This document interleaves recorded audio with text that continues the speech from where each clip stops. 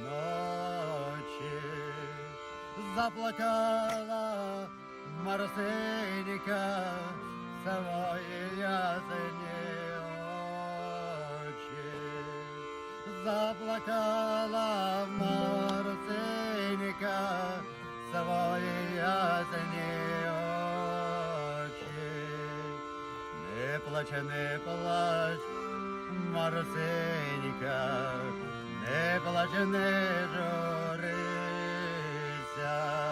краще за свого милого батька вишньому молися, краще за свого милого Богу помолися. Світить місяць над водою, а сонця немає. Мати сина в дороженьку слізно проводжає. Мати сина в дороженьку слізно проводжає. Іди, мій синочку, іди, не варися, за 4 неділинки додому вернися, за 4 неділинки додому вернися. Ой, хто знає, чи же вернусь, що в яку годину приймеш мою ж Марусеньку, як рідну дитину. Приймеш мою ж Марусеньку, як рідну дитину, як рідну дитину.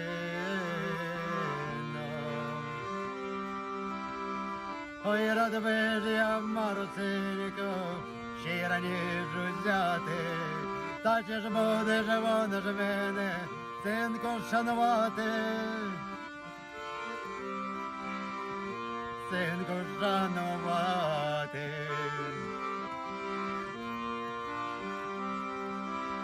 Не плач, не плач, не журиться, хто не впадайте, загравники, вороники, назад сподівайтесь. Ой, прилучку, прилучку, при широкім полі, при великім табуні, кінь гуляв поволі, при великім табуні, кінь гуляв поволі. Ой, піймаю, заплутаю, шовковою моздою, ой, піймаю, заплутаю, шовковою моздою. Ой, лети, мій коню, та й вихрем несися, проти милої двора, станом становися, проти милої двора, станом становися. Не плач, Марусенька, не плач, не журися, краще за свого милого Богу помолися, краще за свого милого вишньому молися.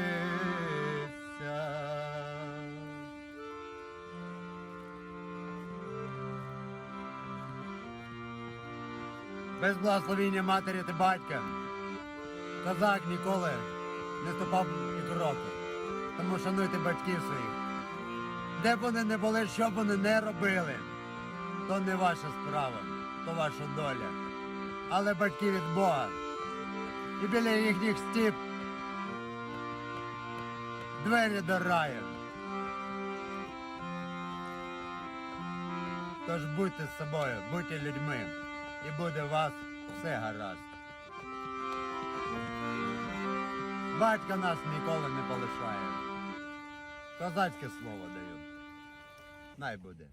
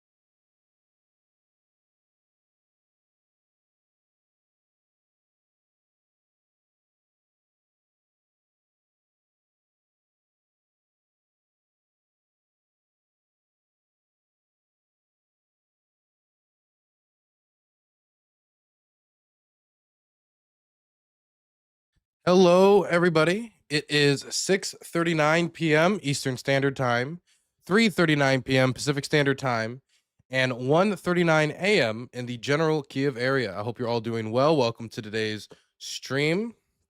We've got some news updates to go through. We obviously have some follow-ups on the Charlie Kirk story when it comes to some pictures being shown of the third shooting suspect, not as in there's three shooting suspects, but as in we've gone through three shooting suspects and photographs that have been circulating around and such. But also, we are going to need to talk about some of the fallout from that, including bomb threats that have been made today, continued commentary that have come out from people who have been following the assassination and have either been choosing to heighten tensions or not want to kill their neighbor. We also need to talk about Trump responding to the Polish drone attack, as in the 19 Russian drones that crossed the Polish border, crashed in Poland and destroyed one home, including drones that did not even go into Ukraine, but chose a route through Belarus. We're going to have to talk about Trump's response because, to be 100% frank, I could not have designed a worse response myself. Anything big happened? Well, they found the gun. We have a new picture of what they believed is to be the shooter. We have new motivation that's being circulated online that is not clarified, and we need to talk about that lack of clarification, as Steven Crowder was the first to drop an exclusive that investigators are being quick to say, wait, we do not know this. This is not guaranteed. DG Hippie redeemed ask for subs. Man, we do still have channel points. There's some people who have way too many channel points. But yes, I will ask for a sub. One sub, please. There you go. Feel better? Feel like you used your time wisely? Dylan could have said Russia should have striked harder on Poland. Trump could have said Russia should have striked harder on Poland. Well, yeah, but I'm talking about like real scenarios, because Trump couldn't get away with that. If Trump said that, it would be absolutely ridiculous. Trump would be obviously displaying himself as both pro-war and anti-NATO and anti-Poland and anti-Europe. The view would be terrible. Another Western betrayal of Poland is the last thing that the West needs. So no, I don't think that was the worst case scenario. Him saying that it was all a mistake, that was the worst case scenario. And he basically did that.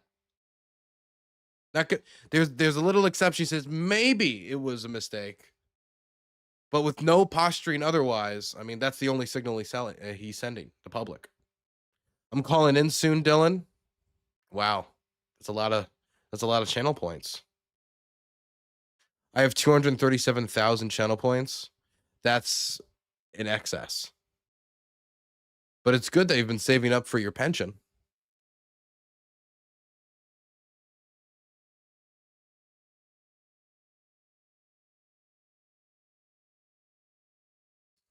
Man, where do we start? Political climate is really heating up. Political climate is really getting dangerous. It's really getting vile. I mean, it was vile up until now, but it escalates by the day. It gets worse by the day. I don't know if we should just jump straight into the Charlie Kirk stuff. I think that would be easiest. Obviously, that's where there's been some of the most frequent developments, as the FBI is doing everything they can to hunt them down. But I think the FBI is, I don't want to say I know they're getting desperate, but I know that they are not comfortable with where they are. The FBI would not be releasing these pictures and asking for help from the public and offering $100,000 rewards if they thought that they were going to catch him on their own.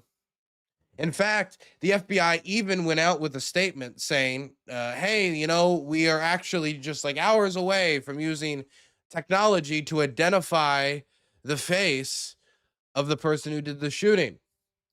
And it's been many, many hours since then, meaning that they probably haven't actually made much success.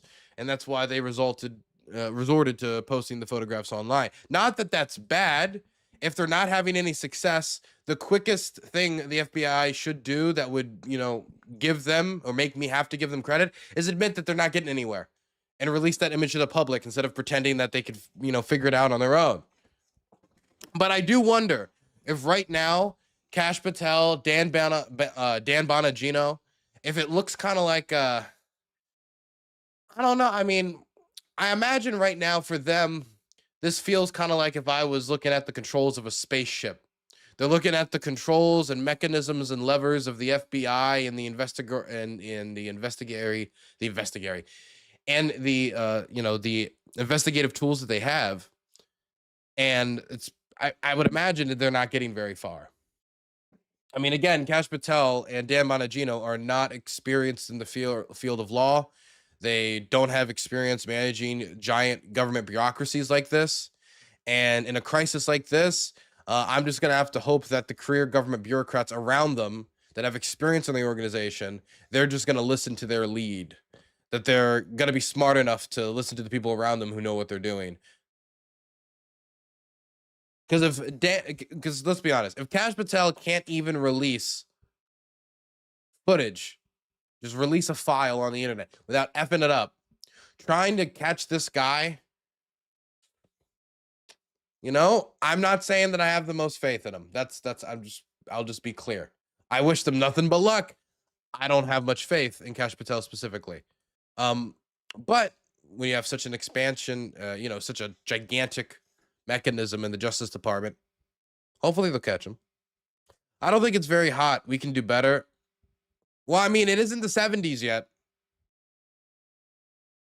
I mean, in just a couple of years in the 70s, there were like 2,500 political bombings. Some people, when I hear people say, this is the worst it's ever been, we're the closest to civil war we have ever been as a nation. And then I remember the 70s in comparison when it comes to the amount of political violence there was. I think for a lot of people, they just either don't remember it, don't care to remember it, or, you know, have no frame of reference, period. You know, they've been on the earth for 20, 30 years and they've seen what they've seen, and what they've seen is what there is or what there ever could be. Their imagination for viewing something worse is very narrow. Dylan, do you think we're about to see a total collapse? No.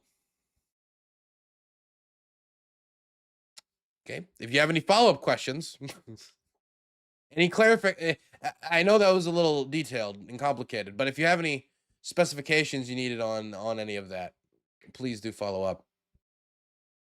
Yeah, the 70s were wild. The Weather Underground, the SNCC, the SLA. Yeah, no, it was a very active time for terror bombings in America. Crime was legal in the 70s. That's true. That's true. They legalized it. It's true. How do you think why do you think Dirty Harry was made? Why do you think all those, you know, big cop films and cop TV shows came out? Because people said maybe we should have a law.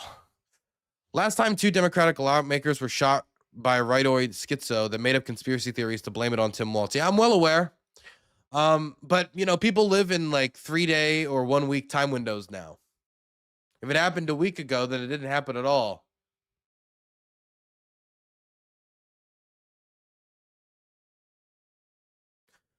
Okay, where do we begin? I say we jump straight on update. That's what I say. We jump straight on the update.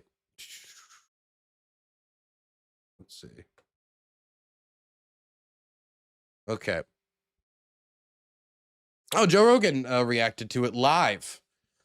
Now, I don't know if people are going to be talking about the Charlie Kirk assassination in the same way that people talk about 9/11. I think some people, due to the moment that we're living in, the exact moment, maybe they, they might be placing a certain amount of importance or adding a certain amount of meaning to this that it might not exist. I've seen people compare this to the assassination of Archduke Franz Ferdinand. I've seen some people try to say that there's like close comparisons to 9/11, when the only comparison to 9/11 would be that both of these are likely, because again, we still haven't caught the shooter, examples of political terrorism, not religious motivated extremism. I doubt that's the case. It's not impossible with this shooter. Again, we don't know.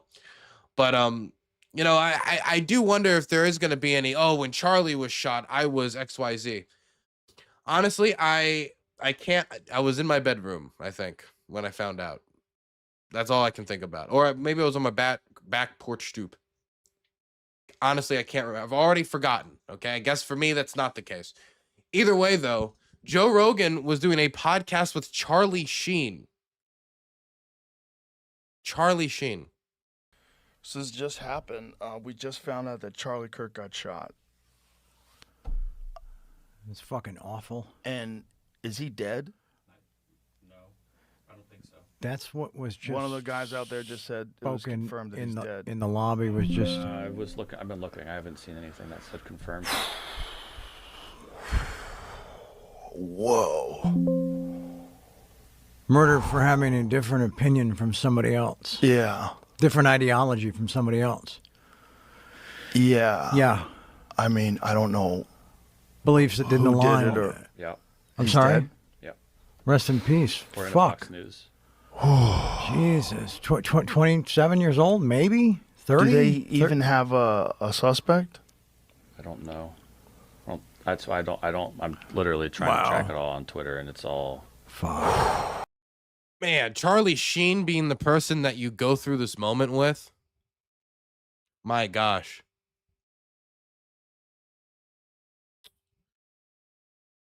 Gives me a bit of the Howard Stern on 9/11 vibes. Not in the what the moment was for the country, but more in the, you're just kind of with who you're with in the moment. Who would be the one person in a moment like this I wouldn't want to have on my program? Be the worst person I could imagine. Oh God, what was that co-host for Howard Stern? He was on Dirty Work. What was his name? Oh my gosh. Aircraft Sparky is a great suggestion, by the way, Danabo. That is a fantastic name drop for in a moment like this who you wouldn't want.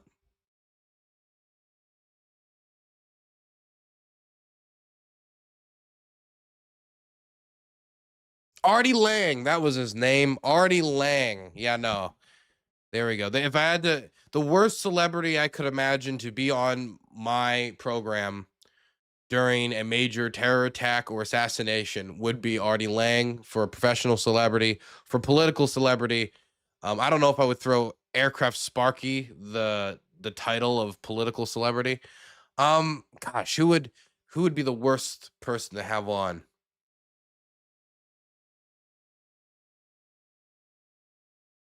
Maybe like somebody that wouldn't be able to put down like the irony. You know what I mean? Like, I mean, I could like go easy and say somebody like Sam Hyde who's gonna say something that's gonna, destroy my Twitch channel or something. But Andy Dick is also a fantastic, terrible suggestion. Alex Jones feels too easy. Rob Noor, I don't know if Rob Noor is gonna take the moment to yell Civil War. Like, I don't know if Rob Noor would. Hassan. Honestly, I don't know if Hassan is no, we can do much worse than Hassan. We can do much worse than Hassan. Alex Stein is a great, oh my gosh, Alex Stein. Final answer, I'm locking that in. Alex Stein during a major terrorist attack. There we go. That's my final. That's my final answer. I'm a little sick today, by the way. I caught the flu.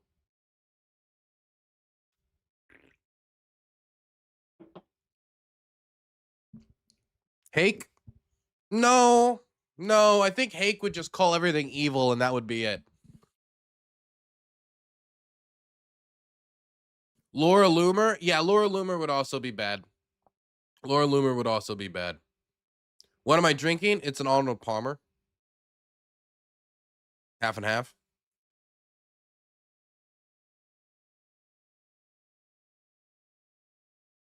Okay. Let's pick up on all the updates. Let's go straight where we left off. Okay, so we're assuming a certain amount of basic knowledge about what happened during yesterday's stream and what happened with the assassination. But in case you do not know, and you are just turning on the computer, you're coming back from a camping trip, you're logging on to the internet for the first time in a bit, you were on a desert island and you've just been recovered, you know, something from just back from 2011 when Charlie Kirk first went on Fox at the age of 17 to be a Tea Party advocate.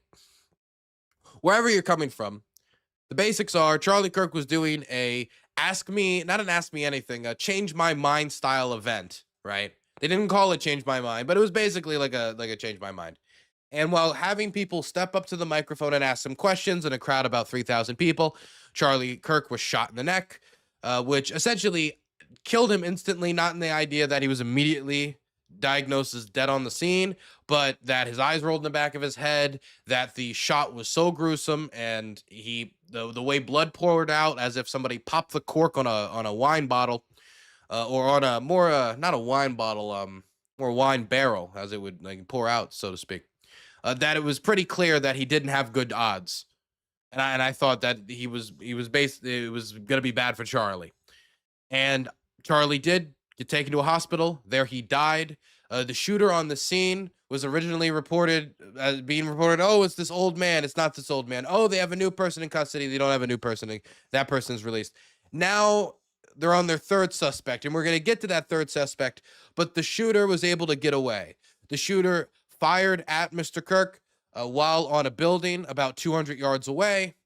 Some people have suggested that this shot from 200 yards away is some professional shot or some amazing shot or something like that. I'm going to be blunt and I'm going to be simple. If you are a 12-year-old little boy, you can make that shot. I will say that again. If you are a 12-year-old little boy and you have enough training, you know, a few weeks training, you can make a shot like that. If you are a hunter from, I don't know, somewhere like Oklahoma or Utah or somewhere that might have a decent hunting culture, and you know how to hunt for buck, and you know how to take a three-pointer, you're somebody who can probably do it too. So the idea that this had to be a professional, that this had to be some either foreign agent or some sort of actor, I'm not saying that's impossible. I'm just saying that the fact that they were able to hit his neck from 200 yards away when we don't even know he was aiming for the neck, he could have been aiming for the head, could have been aiming for the chest. And that's the first big major update we're going to get into in a second, is that when talking about the suspect, the words that people are using is he. And we have a picture we're going to go into, but we know now that the suspect and the shooter is believed to be a man that was dressed in all black, even though originally that's not what the reports we were getting. We'll get to that in a second. But first, before anything else, I want to get this out of the way. Steven Crowder dropped an exclusive that their team received an email from an officer at the Department of Alcohol, Tobacco, and Firearms. And that in the email, they included screen caps and what Steven Crowder says is evidence that appeals to show messages describing the weapon that was retrieved from the forest, tree and like covered greenery area near the site of the shooting. There has been a rifle recovered. Here is the rifle right here. I took this one from the New York Post for anybody who wants to know the source of the photo. So the man who shot Charlie Kirk in the neck did it with a bolt-action rifle. Now, in this report that Steven Crowder is talking about, it alleges that the bullet casings that were used to fire at Charlie Kirk has cultural messages written on them. And the cultural messages that are specifically mentioned are all cartridges have engraved wording on them expressing transgender and anti-fascist ideology, according to Steven Crowder's exclusive from inside the Department of Alcohol, Tobacco, and Firearms. Now, anti-fascist ideology, okay. Transgender ideology, what does that exactly mean?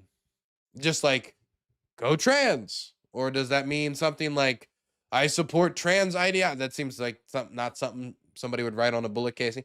But I don't really know what they mean by transgender ideology. But once I saw this was reported by Steven Crowder, I was like, okay, well, that's Steven Crowder. Let's wait until some other outlets talk about it. Then I saw the Wall Street Journal talked about it. Then I saw a few other outlets, but the Wall Street Journal probably being the most high-profile 3-letter news agency that reported on it, until eventually we got a follow-up from the investigators, and this is what they had to say. According to a preliminary internal report circulating inside the Bureau of Alcohol, Tobacco, Firearms, and Explosives, federal and local officials recovered ammunition with a rifle that appeared to be engraved with statements, and I quote, expressing transgender and anti-fascist ideology. But a senior law enforcement official with direct knowledge of the investigation cautioned that the report had not been verified by ATF analysts, did not match other summaries of the evidence, and might turn out to have been misread or misinterpreted. In fast-moving investigations, such status reports are not made public because they often contain a mixture of accurate and inaccurate information. So, early on into this investigation, we're less than 24 hours in, the investigators are able to recover the rifle along with these bullet casings. They then start doing an investigation. One of those reports in those investigations that are produced by the ATF, as the FBI, the ATF, and really any federal resources thrown at Utah the government can muster, from everything including entire departments to the Vice President of the United States. One report says that they wrote pro-trans and anti-fascist messages on these bullet casings. But if the ATF is saying not only that it hasn't been verified, not been verified is like, okay, they want to double check and triple check and quadruple check before they release something, besides one agent at the ATF who is either a fan of Steven Crowder or connected to Steven Crowder or whatever, gives him one report that they've seen from their purview of their perspective of the investigation. Like, there's a big gulf between these two things, between when one person can talk rumor and when somebody like the organization of the Alcohol, Tobacco, Firearm Agency can talk facts. But the big thing here is did not match other summaries of the evidence. And if that is the case, if what's being reported there is true, then that means that what was being highlighted is a particular narrative of events that doesn't match other investigative theories, other papers or reports put forward by investigators. And they chose to choose the one that has pro-trans messaging. Maybe that ends up to be the case, maybe it doesn't. But if they're saying right now it doesn't match other summaries of the evidence, that seems to leave a lot of question marks outside of what Steven Crowder put out there. And of course, the last thing they wrote, which might turn out to have been misread or misinterpreted, meaning not only that they could have misconstrued and, it's actually, the summary doesn't really match here, but it's also that they could have misconstrued the messages on the bullet casings altogether. Maybe they thought something was pro-trans when the message was actually anti-trans. Who knows? Either way, as of right now, an ideology has still not been determined, and we do not know what motivated the shooter in any way, shape, or form as of this moment. People can speculate. They can speculate that it was a angry lefty mad about certain things that Charlie Kirk has said in the past that were transphobic or mean or gross. Or you could speculate that it was somebody to the right of Charlie who didn't think he was going far enough. You could speculate that this is some type of accelerationist. You could speculate that this is some type of nihilistic terrorist. It could be any other. You could speculate that it's some crazy. Somebody who thinks that by taking out Charlie Kirk, they're able to release the demon from the nether realm of whatever. It could be somebody who's, completely lost it, but knows how to hunt. Either way, as of right now, the only thing we have to go of that's new is this. This is from the FBI, and this was posted on social media so they can get help in tracking down who this is. We are asking for the public's help identifying this person of interest in connection with the fatal shooting of Charlie Kirk at Utah Valley University. 1-800, call FBI. Digital media tips.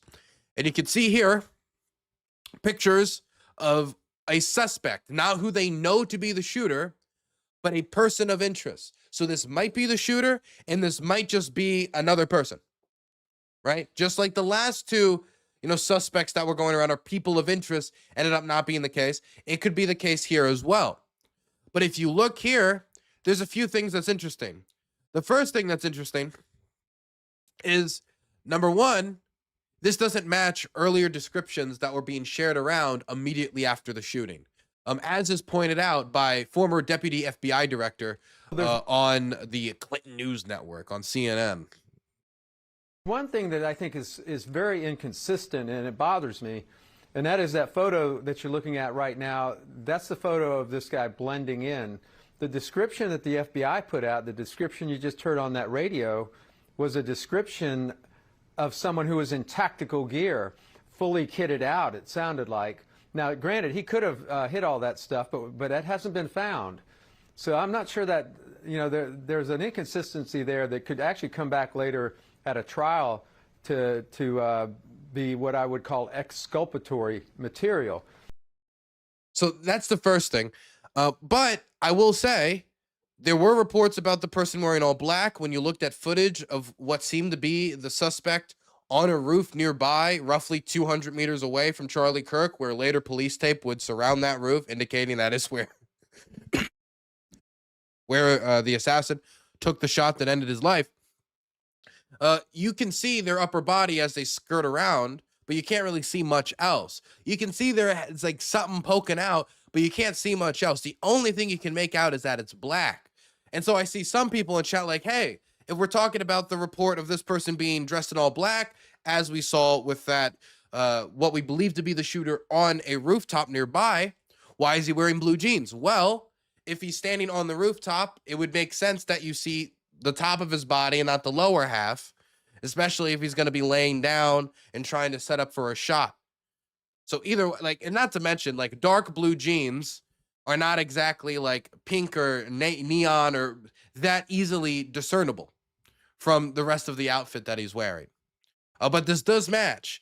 And I would say that something like this is inconspicuous enough that it would not be too difficult to slip in and slip out of a crowd. And if somebody was asked, hey, describe this person, what would you say? Would you, black clothing, jeans, sunglasses, features? There's not really much to say. There's also not really much to see. I will say, though, that investigators did say, the government put out a statement like, oh, we have better footage than we originally had before. The CTV footage we had before was horrible. Now we have better footage. We're going to put his face through some facial identification software. We expect to see results. Then there was no results. And then that's when this photo was eventually published, indicating to me that they didn't get anywhere with the facial identification, that they didn't really have much elsewhere in the investigation that they could go immediately that they think would bear fruit. There might be some stuff that they're staking out here or there, but that they think that now is the time to get the help of the public, is to see if there's anybody who could identify who is this, and that they're posting it online as an indication that they aren't really making that much progress. And they've also put a $100,000 reward on top of it. So now there's also a financial incentive for anybody who wants to go get the man who took out Charlie Kirk. Now, besides that, this is all we have to go on. Again, this is a person of interest. Some people have talked about, looking at this, where is his rifle, if this is the guy who did it. But near the scene, where they found the rifle that was disposed of in the forest, they also found a screwdriver. So what the guy could have done is assembled the gun after disassembling it and putting it in his bag and going to the event and getting on the roof, taking it out, assembling it on the roof before taking the shot, the consequential shot. So sneaking a gun into a place like this, fully prepared, put together, yeah, that's going to be a lot more difficult. Disassembling it piece by piece and keeping it in what looks like a book bag that's on his back right here in this photograph, well, that would be a little different. That would be substantially easier. And again, there were no metal detectors in this event. As far as I'm aware, there were 6 police officers covering this event of over 3,000 people. So getting that through security in this area that was supposed to be a gun-free zone, but if they're not checking all the bags for guns, that, you know, what does that ultimately mean? So, as people are continuing to scramble, as people continue to look at this group of pixels to see if they can make out a human being that anyone knows, a cousin, a local, you know, shut-in, just anybody, anything they can do, looking at this right here.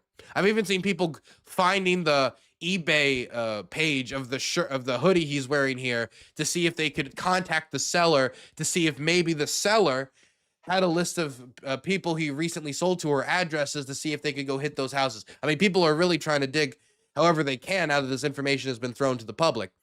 But it's not just living in a vacuum. This isn't an investigation in a vacuum. The effects of Kirk's assassination are having outward effects on the rest of the political environment.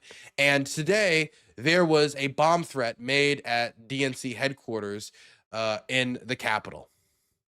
Democratic National Committee headquarters received a potential bomb threat Thursday afternoon. The United States Capitol Police cleared the building just after 4 p.m. It did not report finding any explosive devices. The lockdown has since been lifted and the area is reopened. Any associated road closures will open in the coming hours. The bomb threat was reported at 1:07 p.m., U.S. Capitol Police said. The Metropolitan Police Department Explosive Ordnance Disposal Squad were requested by Capitol Police. They said they checked the building and surrounding area. Nothing was found outside. They checked inside the building out of abundance of caution. So right now it's a bomb threat. Right now it's something that scares a bunch of people in an office and shuts down work for a day and might leave people going home shaken and scared. Next time, maybe it won't be. People forget that during January 6th, there were pipe bombs placed both outside of the DNC, but the RNC as well. There have been a lot of attempted bombings in recent years, both on President Barack Obama, Hillary Clinton, and a host of other major celebrities, both through the mail and at home residences. Point is, though, that I am very fearful that the situation when it comes to the outgrowths, the waves that this violence creates, is that it's only going to get worse.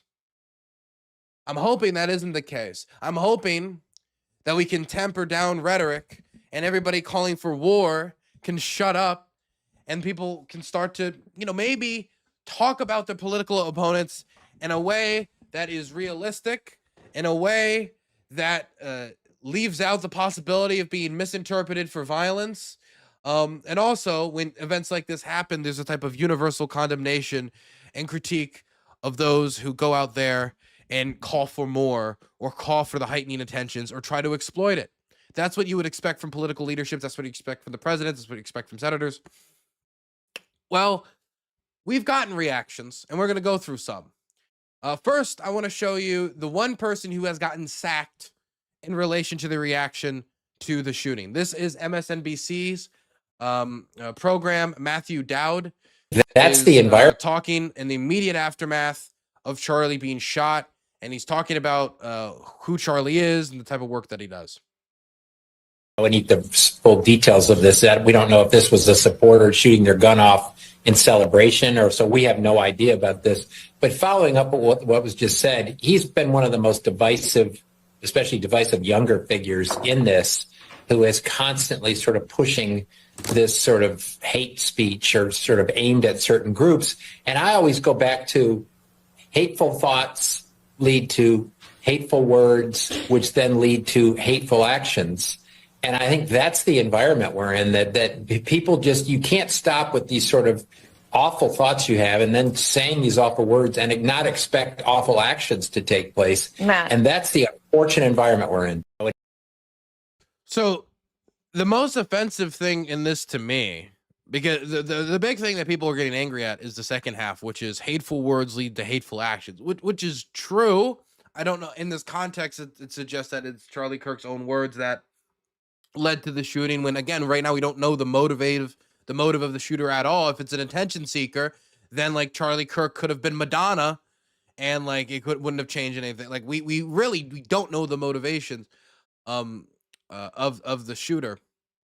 But it's the first half that actually kind of offends me and offends my intelligence. We don't know if Charlie Kirk was shot by a supporter firing off their gun in celebration. We talked about this yesterday's stream, I saw a shorter clip of this. Now that I've seen the rest of it in context, I can now 100% say with absolute positivity, it is as stupid as I thought it was. The other reaction that I saw some negative response to is this interview that Ilhan Omar did with Mehdi Hassan of Zito, Burns is an immoral, morally corrupt, bankrupt man, where she's talking about who Charlie Kirk was in the fallout of his death, as people start to talk about his legacy. And some people tell tall tales, some people tell the truth, and Ilhan Omar doesn't like some of the telling of what she thinks is tall tales, and this is classified as the enjoyment of what's happening here. Let me show you this clip from Ilhan Omar. Thank you, TRH, for the primer. I appreciate it. What I do know for sure is that, Charlie was someone who once said, guns save lives after a school shooting. Charlie was someone who was willing to debate and downplay the death of George Floyd in the hands of Minneapolis police. I think he called him a scumbag. Right, have no regard, downplay slavery and what Black people have gone through in this country by saying Juneteenth should never exist. And I think, there are a lot of people who are out there talking about him just wanting to have a civil debate. Complete rewriting of history. Yeah, there is nothing more effed up, than to completely pretend that his words and actions have not been recorded and in existence for the last decade or so. I mean, I see how people in this moment, if you're pained about Kirk's death, you see Ilhan talking about what she thinks is the negative parts of his legacy, and you're going to get angry and think she's getting giddy when she's laughing at not his passing, even though you can interpret, what's in her mind truly, but laughing at how people are talking about Charlie's legacy. I mean, if tomorrow I found out that Scott Ritter had been taken out by an assassin, I'm not going to pretend that he was, not the things that he is. So that would probably be the response Ilhan could give the idea that this had to be them laughing at their political death. In fact, Zito, the publication that actually interviewed them, responded with another clip following up. It was really mortifying to hear the news, to see the video. All I could think about was his wife, his children. That image is going to live forever. And so if you want to assume what she believes, you can assume what she believes. If you want to say this is not the time and place to talk about Charlie Kirk's legacy, but I mean, I don't know. When is a time to talk about somebody's legacy than when they pass away? When is the time to talk about Ozzy Osbourne, not to compare Charlie Kirk to Ozzy Osbourne, than when he passes? When do you talk about the impact that a person has than when they pass, especially when it's such a headline grabbing and people are writing his story now about, there's headlines and people are learning about Charlie for the first time. And what they're being told is, civil debate. If someone asked me what Charlie Kirk's legacy was, we could talk about Turning Point USA. We could talk about the fact that he liked to have debates. We could also talk about many of the gross things he said. We can also talk about many of the ignorant things he said. We can also talk about the campaigns that he supported that I think has done material harm to American people. We can talk about that legacy, but you got to give a balanced view of the legacy, or expect it, especially from those who never liked Charlie Kirk. If you want somebody to just praise Charlie Kirk, go more information. Listen to his Kyle friends. Kulinski of Secular Talk did a detailed deep dives into a lot of information and speculation. Long vid, but would recommend a watch-off stream. I saw Secular Talk speculating about it being a professional. I saw him saying that, this looks professional. And again, I mean, it's the most professional thing is that they got away, right? That's the most professional thing. Well, if you're talking about the shot, if you're talking about the length, if you're talking how far away they were, if you're talking about where it hit, if you're talking about, none of that is particularly professional.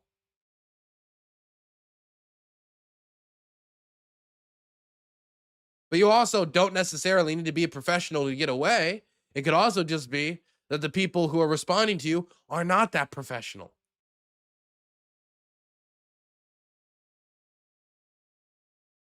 People said that about Luigi too before getting caught. Yeah, and it's like, look at the way he coldly raises his hand and pulls the You mean he shot? You mean he knew how a gun worked? You mean he knew not to point the gun at himself? He knew how to point the gun in that direction. That's where the professionalism comes into play. The professional. He knew not to look down the barrel. This is a real cold-blooded killer. Okay. Where were we? Ah, yes. Let's continue with the reactions. Now, there have been, I would say the most vitriolic lefty reactions have probably been concentrated on TikTok. I've seen some on Blue Sky, but even like the people talking about it like it's a hellscape. But I'm looking over and it's really mostly smaller accounts. The same thing is true about Twitter as well. The vast majority of the big posting in the way that they're describing is happening on TikTok. It's happening in like short form video content. And so when I see people coming out, and number one, pointing the finger, blaming people before, again, we know the shooter's motivations, but to come out here and pointing it at their convenient political opponents, you don't know why the shooter did it. And every major Democratic political figure has condemned the shooting, as they do with every political shooting. So, I mean, and definitely when I hear this rhetoric from the worst actors who are adding tension to our system. For example, here is a back and forth from Nancy Mace. Nancy Mace, of course, we probably know her on this program for her extremely stringent opposition to aid to Ukraine and her bombastic meetings in Congress, where she tends to get pretty snappy back and forth with other people on committee boards. Representative Nancy Mace says, "You'll be murdered by a pro-Tiesler person if you speak out against them." She also says she will not be doing any outdoor events anytime soon.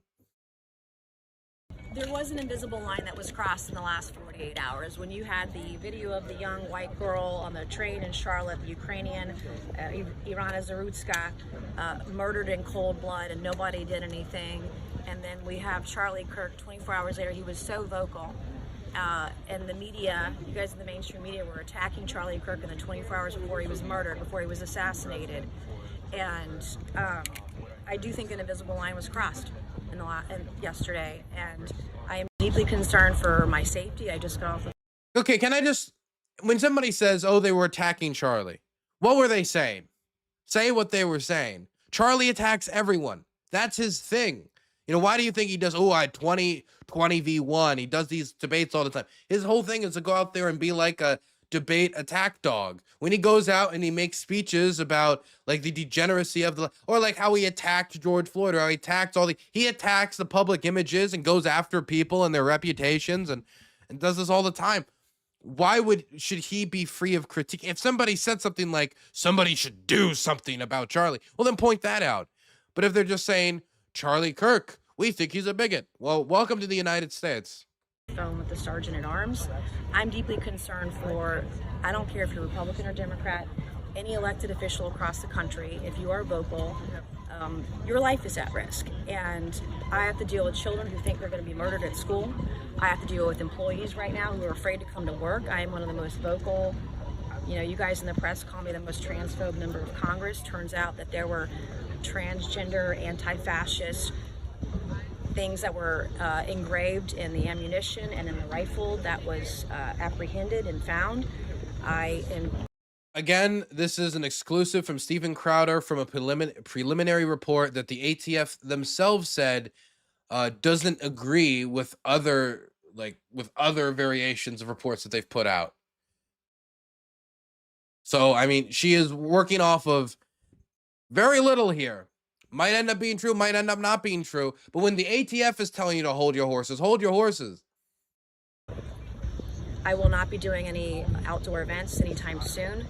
We will not be doing any public events anytime soon until we have a better handle on greater security controls. I have local police right now sitting outside my offices in South Carolina to be a deterrence. I have pro-tranny protesters at my offices protesting every week.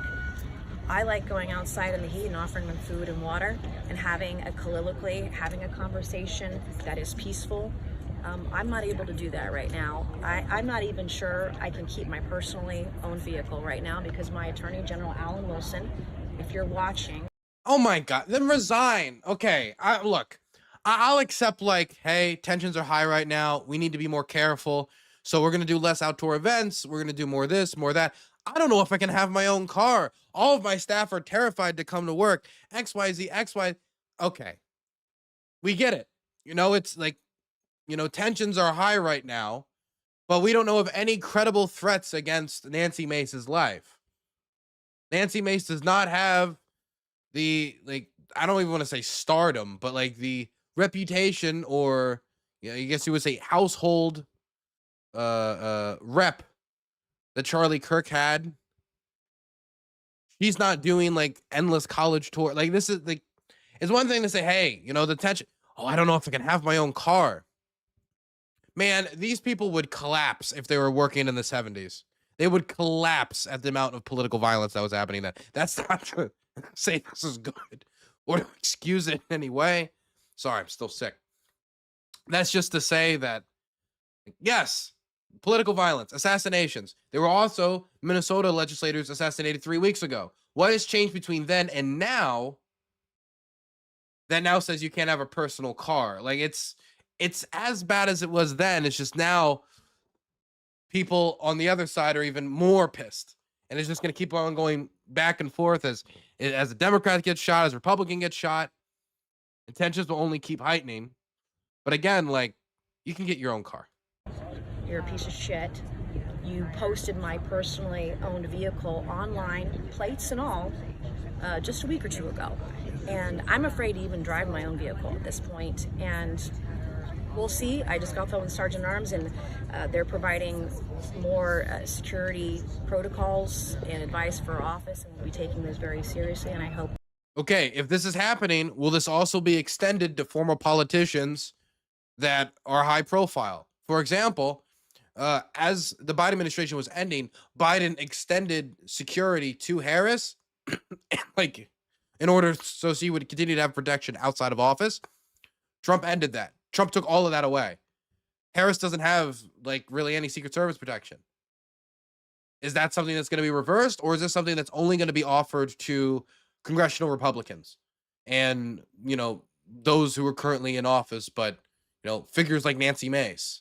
There are a bunch of people outside of office that get regular bomb threats, regular death threats, because they're the politicians people know, so they're the ones that people want to go after. Most people don't know Nancy Mace. Most people know who Hillary Clinton is. Every elected official across the country, regardless of your politics, I hope that we all will take this seriously because lives are in danger. You'll be murdered by a pro-tranny person if you speak out against them, and that's wrong, and it's got to end, and enough is enough. I'm going to double down on my beliefs. I'm going to double down and be more vigilant than I've ever been because... Again, the photo that I saw of the shooter, we have no clue if they're trans or not. It's just immediately they're just accepting they're trans. And here's the thing. Whether or not they're trans, they want to get it out that they're trans immediately. They have to be trans because it adds to the narrative and it makes it easier to take their rights away. It makes it easier to restrict the Second Amendment for them. It makes it easier to target their healthcare services. It makes it easier to demonize them, and it makes it easier to target them. And if it does all those things, why wait until all the facts are clear? In fact, once all the facts are clear, you might lose the opportunity because maybe the facts don't line up in the way that you want to for your political convenience.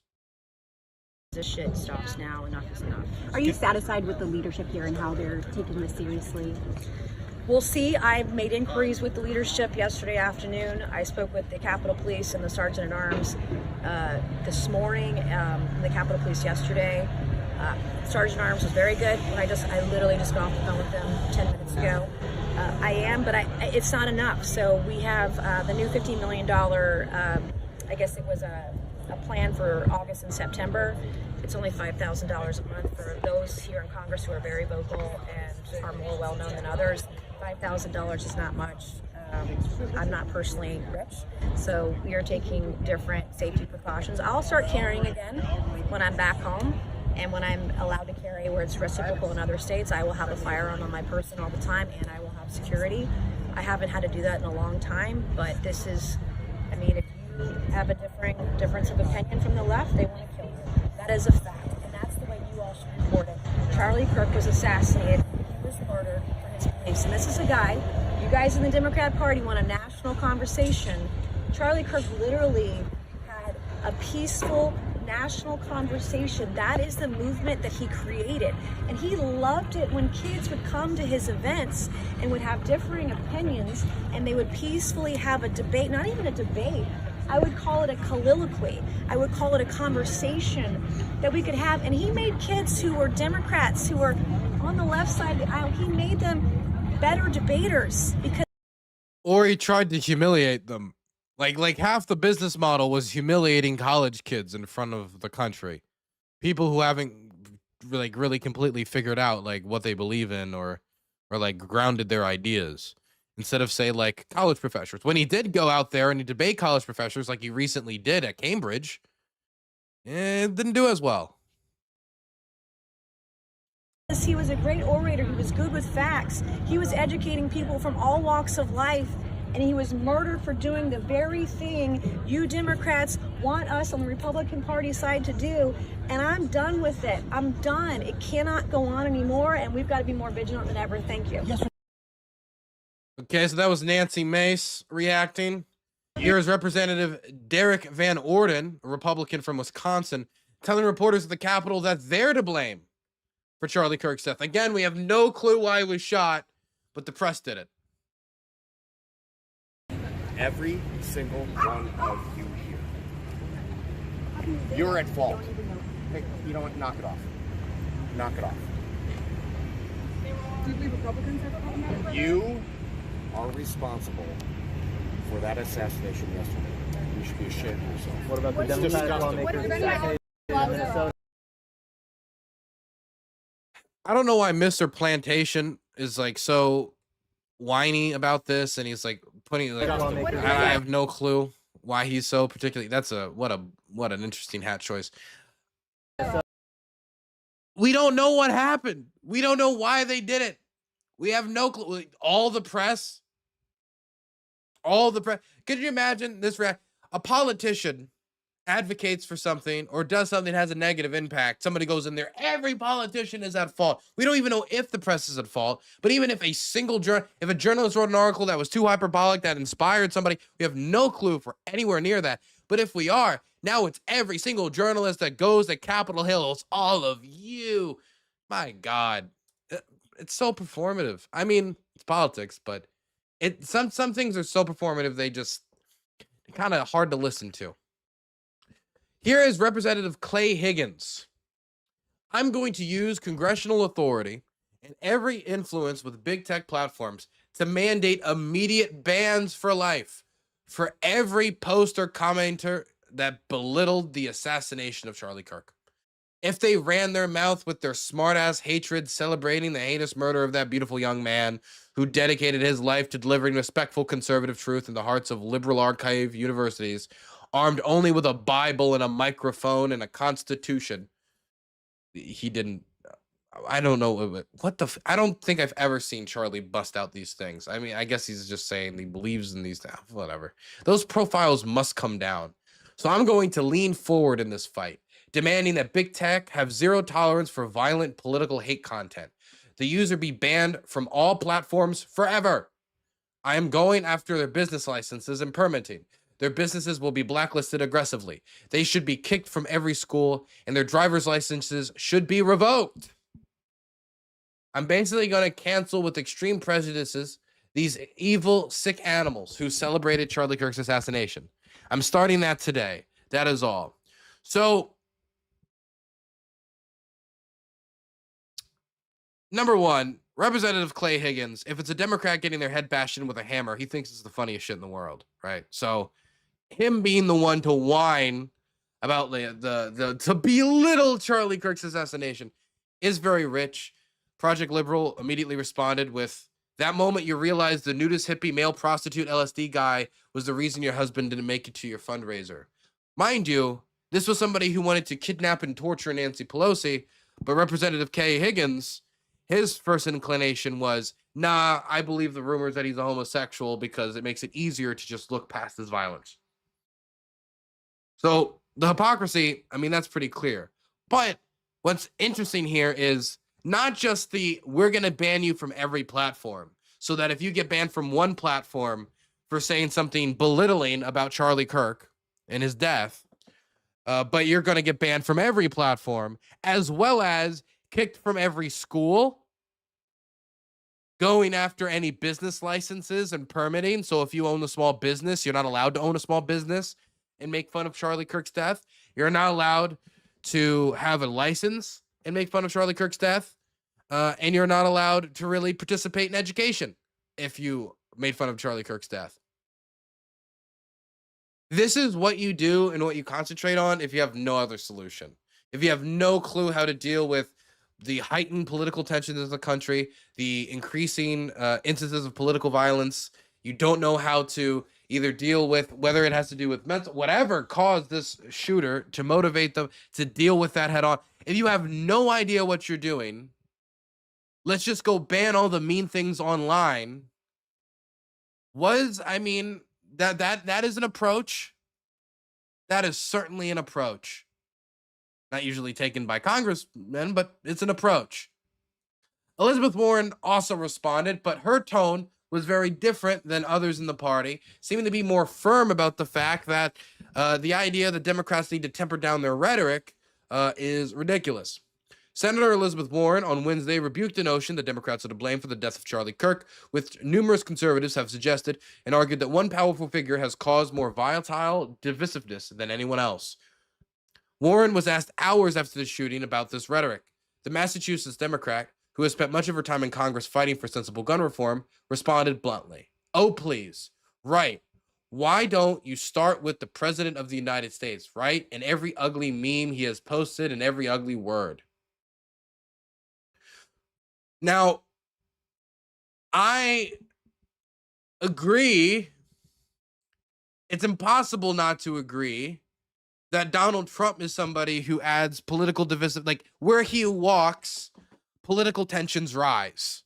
Where he goes, Americans get angry at each other. That's something he's very good at doing. And Donald Trump has said some pretty gross things about, going after and bombing women and children in warfare. He said some pretty gross things about other human beings, whether it be about wanting to ban all Muslims from the United States, or how he's talked in the aftermath of certain instances of political violence. For example, out right now when people are asking for Democrats to go lockstep and key, to condemn this, which they should, and I think they should, and I think both people across the spectrum should work to try to decrease the rhetoric. But any suggestion that this is like particularly worse on one side or the other is, it's just silly. Here's one example I have to show. Just a few weeks ago, it was like 3 or 4 weeks ago, there was Minnesota senators assassinated by somebody going to their home trying to target high-profile Democrats all across the state. And they assassinated the Speaker of the Minnesota House, the highest-ranking person in the chamber.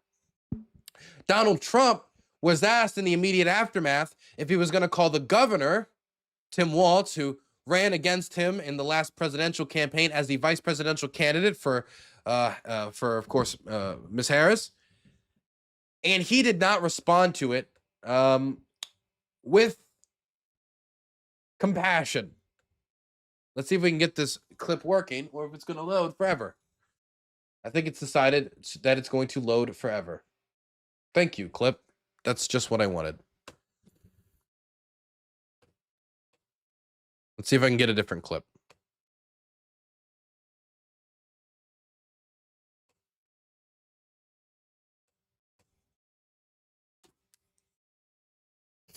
Here we go. By the way, this is posted as libs of TikTok as like a fun thing. Have you called the governor yet, or been able to speak to any of them? I don't know. I called him. He appointed this guy to a position.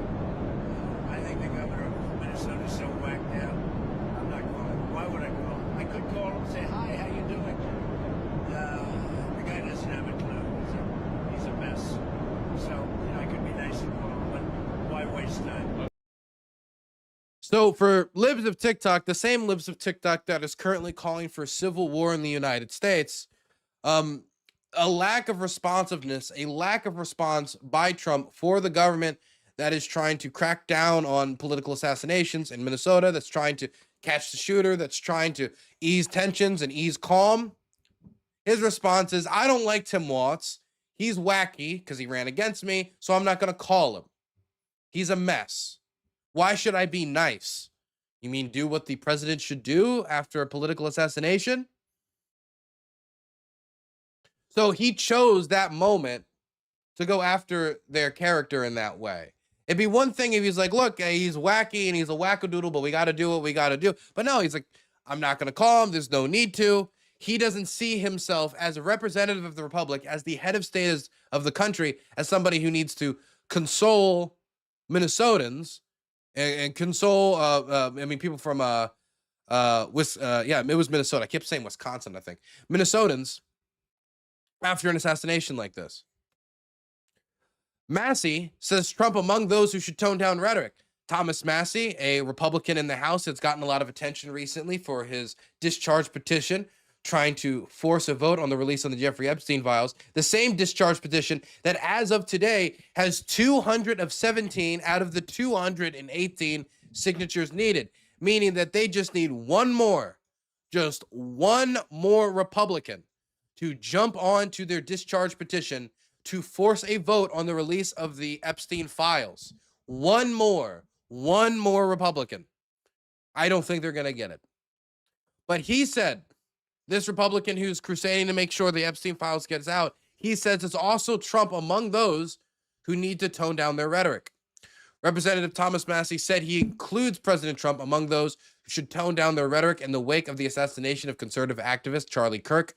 I mean, there is a lot of rhetoric, and the president himself engages in it. He called it a hostile act to co-sponsor the Epstein resolution, said Massey, who is a leading voice in pushing a motion to force the release of it. I think that's ridiculous rhetoric.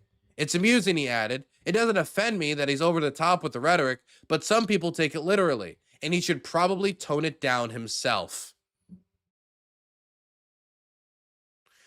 It's not just Democrats that see it. It's Republicans that see it. It's just that Thomas Massey is one of the few Republicans who are in a position who can actually speak up because he's already getting cracked down in response to his Jeffrey Epstein crusade anyway. Another reaction to this has been from no other than Hassan Piker, Twitch's top streaming leftist content creator, with the headline at Politico, "I can't let fear dictate my life." Hassan Piker on the fallout from Charlie Kirk's killing. What is the best case scenario of where we can go from here as a society after Charlie's death? And what is the worst case? Best case is reasonable, comprehensive gun reform in the direction of safety. That sounds insane. I don't think that's going to happen anytime soon. But the worst case is what I'm seeing on Twitter. More and more of Twitter becoming real life, where people are getting increasingly more belligerent, increasingly more angry. They're eventually going to have to be a boiling point, right? There has to be a point where all of that anger and frustration mounts. In the absence of any sort of pressure valve to release that anger, I think people will look for different targets that they have designed as a reason why they feel the way they feel. It can be a litany of different marginalized populations: Black and brown people, undocumented immigrants, trans people, the left, broadly, liberals, broadly. I fear that this is the worst case scenario. People in the decentralized way seeking out vengeance, seeking out some distorted sense of justice in their own minds. And then I think political persecution as well. I mean, Trump just came out and released a video in the aftermath of the Charlie Kirk assassination where he said, we're going to go after the left. We're going to go after everyone that's demonized the right, while also simultaneously saying, we're going to do this in the spirit of free speech. What is interesting, because I feel like he's spelling out a clear-cut violation of constitutional protections. What do you think it said about Charlie Kirk that he thought debate was one of the ways to release that pressure valve? I don't think he was ever debating for the purpose of finding truth from a position of intellectual curiosity. I think a lot of people say that. Debates are only productive in the sense that it can test your opinions against your interlocutor's opinions. And it's good, it's galvanizing. I've always said that 40% of the audience on either side have already made up their minds and that they're not going to change. But there's a 20% in the margins that could swing in either direction. And it's for that 20% in the middle that you entertain the intellectual sparring. For Charlie, I think format was more so to just humiliate his ideological opponents. And he was very successful at doing propaganda of this sort by going to college campuses and listening to what people had to say and then giving them the right-wing talking points on the matter, getting a couple dunks in the process. That's a big part of debate culture. Having said that, it can still be productive. There are still people who can have their minds change in that process where they go, wow, my worldview that I took for granted is maybe seemingly not so smart. There is some productivity that you can derive out of debates, which is why I was entertaining doing it with Charlie Kirk. I mean, he's right about the reaction to this about the left and the fact that this could be used to go after people, whether it just be a convenient political opponent or some vulnerable, marginalized group in order to, strengthen their power base or just to get tighter controls on certain institutions, using it as an excuse as to why you have to go after certain social media platforms or you have to go after X, Y, and Z.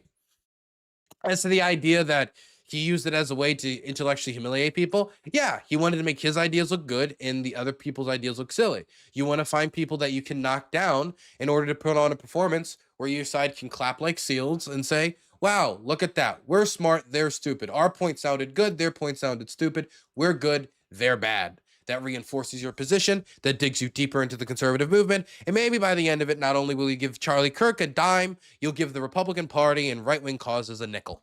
Which is part of the reason why so many right-wing influencers or, right-wing businessmen with money in their pocket to throw at the Republican Party would throw so much money at Turning Point USA in the first place. As in, you can convince people through debate culture. What Hassan's saying here about 40-40-20 is basically my position. I also know it's the position of most of the debatosphere on the internet. It is like the standard debatosphere opinion on, when you go into a debate, you're not going to convince everybody on the other side. And you already have all of your people on your side. There's like a certain percentage of people in the middle that maybe you can or cannot convince, as well as been able to make a penny in the process. I can't let fear dictate my life. So Hassan's also talking about in this article how he could be a subject of political assassination or targeting, just like Charlie was, as another reason as to why this was bad, which is true, which is also why you need to be very careful when it comes to, showing like identifiable information or anything that could be used to find a location of people that you go after on the internet.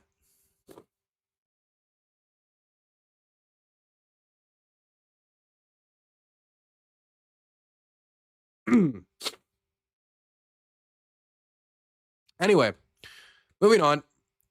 AOC also responded.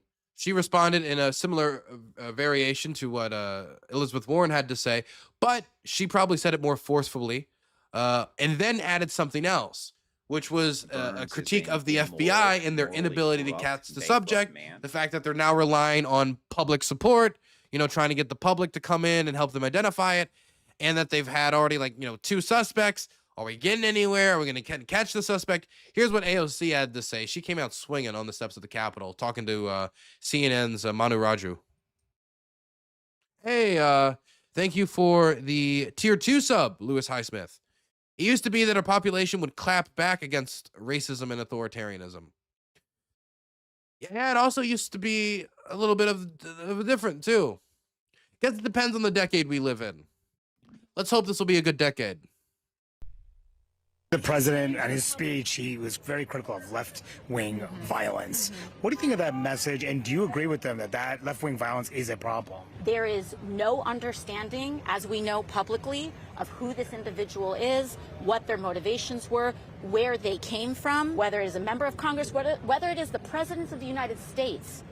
to assume and assert and cast blame when the FBI has failed to even apprehend the assailant is absolutely an irresponsible action. You know, when AOC said this, listening to it the first time, I was like, damn, she's coming out swinging in the fallout of this. She doesn't really care to hold back much. And then the more I thought about it, the more insulted I felt. I did feel insulted because what's essentially happening is that before they've even dealt with the threat, I mean, it is still a real possibility. I mean, JD Vance just went to Utah. Is occurred. This guy's still on the loose. NY Post reported the ammo used by the shooter bore pro-trans, anti-gun markings. But hey, it's the NY Post. That was a report that was based upon I know this the preliminary report put out by the ATF that was reported exclusively at first by Steven Crowder, but has then been refuted by the ATF themselves when they said that it was a preliminary report and there was other findings that seemed to not exactly line up with that, and you need to wait and see and not jump to conclusions. Okay, we talked about this a little bit earlier, but I think you might have jumped in a little later. Thank you for the €6. Where was I? Oh yes, AOC. The reason that this kind of connected with me, what AOC had to say is they haven't caught the guy. The guy is still at large. For all we know, this assassin is still an active threat. This is somebody who's like, well, you know, I took out Charlie, thought I'd get caught. I didn't get caught. Who's next? Okay. In my scenario, maybe he has lung cancer. Okay. Excuse my cold. But I mean, he's still a threat. He could go out and take out another person. They said they're going to go catch the guy. They said they got to go get the guy.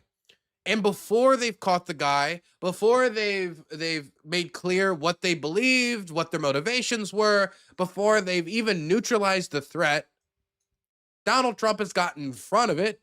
Donald Trump has skipped the work of actually catching the criminal. Donald Trump has actually skipped the work of actually investigating and making clear what the motive is by catching the guy and having them put out the testimony or having the ATF put out a formal report. Or none of that has been clarified. None of that has been made clear. He jumped the gun in order to make sure that you classified it as it was the left. It was the enemy. It was them before, number one, you knew it was, and number two, you even caught the guy. Prioritizing getting your narrative about the left and demonizing your political opponents and setting up ammunition to go after them over catching the criminal, over finding out the truth, over not using Charlie's corpse like a cannonball. I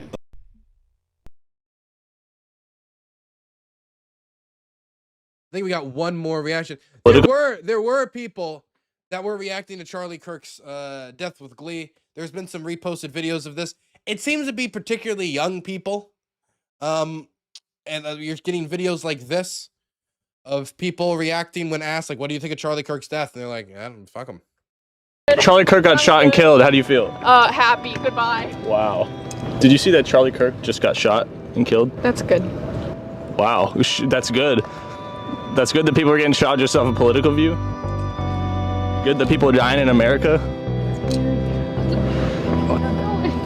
Did you see that Charlie Kirk got shot and killed today? What is this music selection? I'm sorry. I don't know why that's the first thing that dragged my attention. But is somebody on the church organ in the back? Is somebody following around their camera crew on the church organ? My gosh. The C-19 is truly setting in. I listened to RFK. Maybe that's polio. I don't know. Did you see that Charlie Kirk got shot and killed today? Yes, I did. How do you feel about that? I don't really have any feelings about it. Who are you? Charlie Kirk got shot. That wasn't even particularly bad. That person was just brutally honest. I didn't really think of anything really. It's not really I don't really. Who are you? I mean, like, you can't expect everyone to. It's one thing to demand people don't come out and spit on the casket. Okay, it's another thing to demand that people get out and kneel. Shot and killed today. We're just getting people's opinions. How do you feel about that?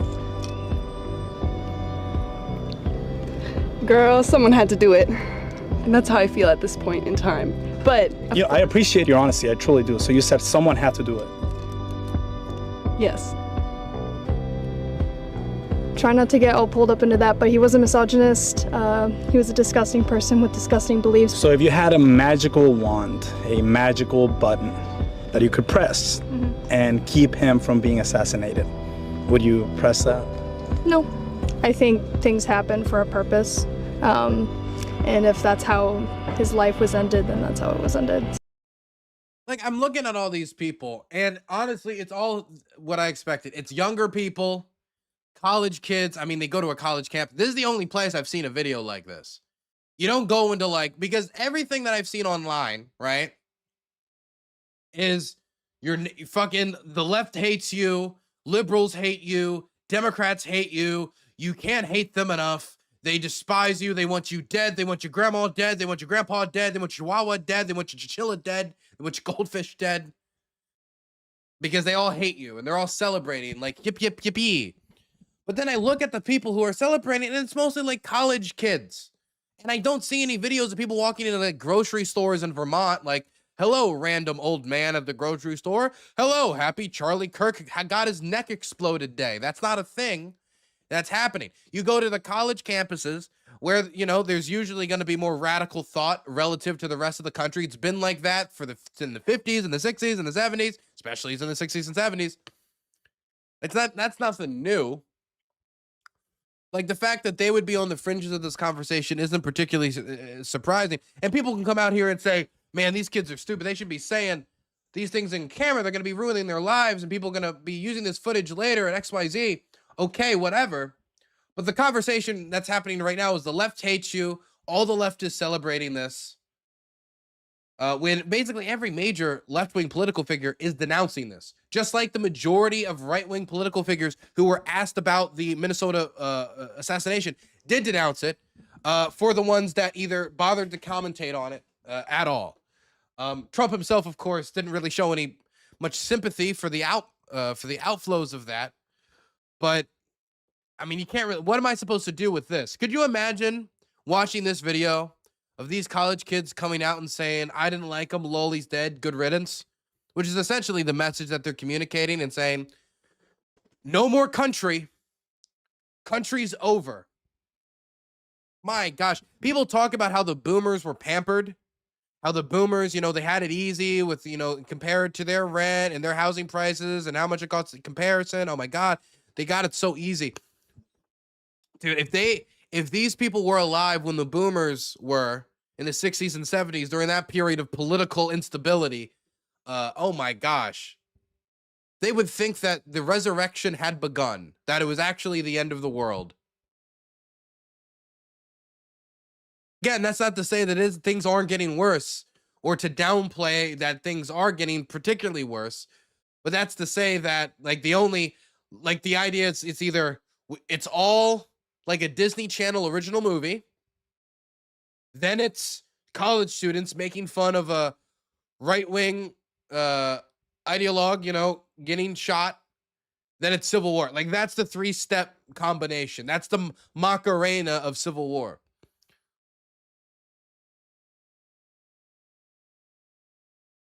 Did you see that Trump's response was AI slop? I saw people saying it was AI slop. I even saw people posting like pictures of like the fingers being like looking weird. And it's hard for me to believe. It's just hard for me to believe. I mean, if somebody can prove it to me, if somebody can throw me like an article that isn't just like a Twitter thread, like decoding it, then maybe I'd react differently.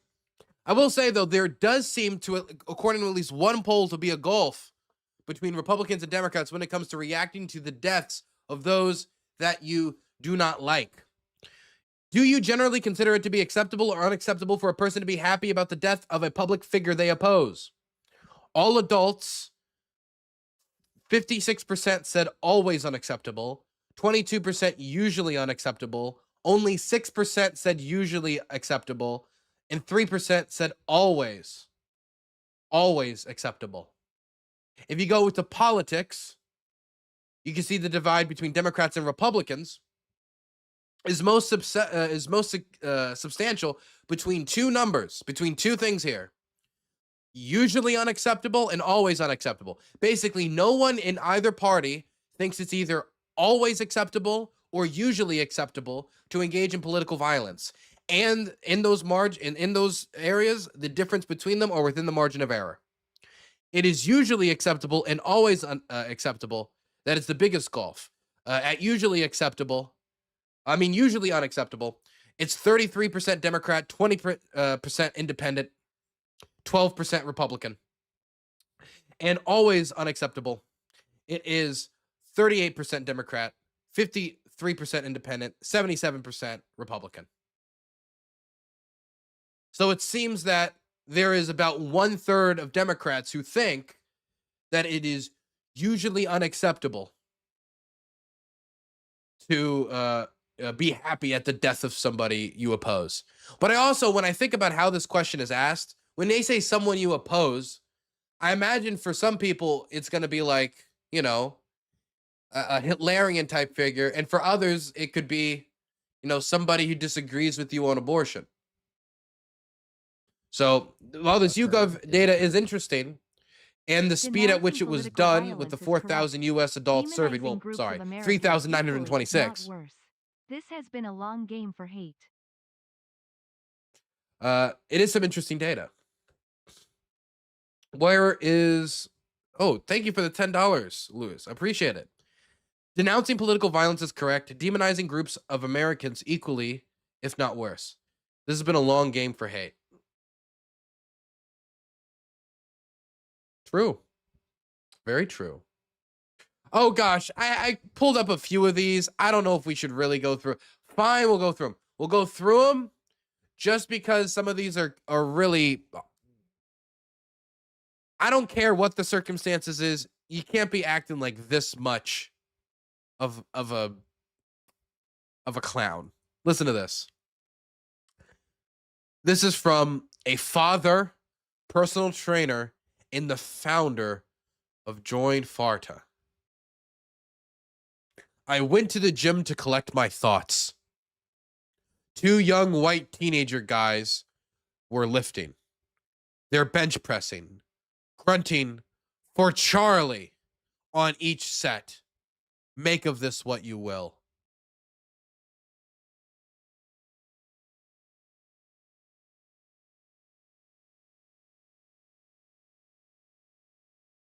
It's... Dude, just say you're sad. Just say you're sad. You don't need to make this about you.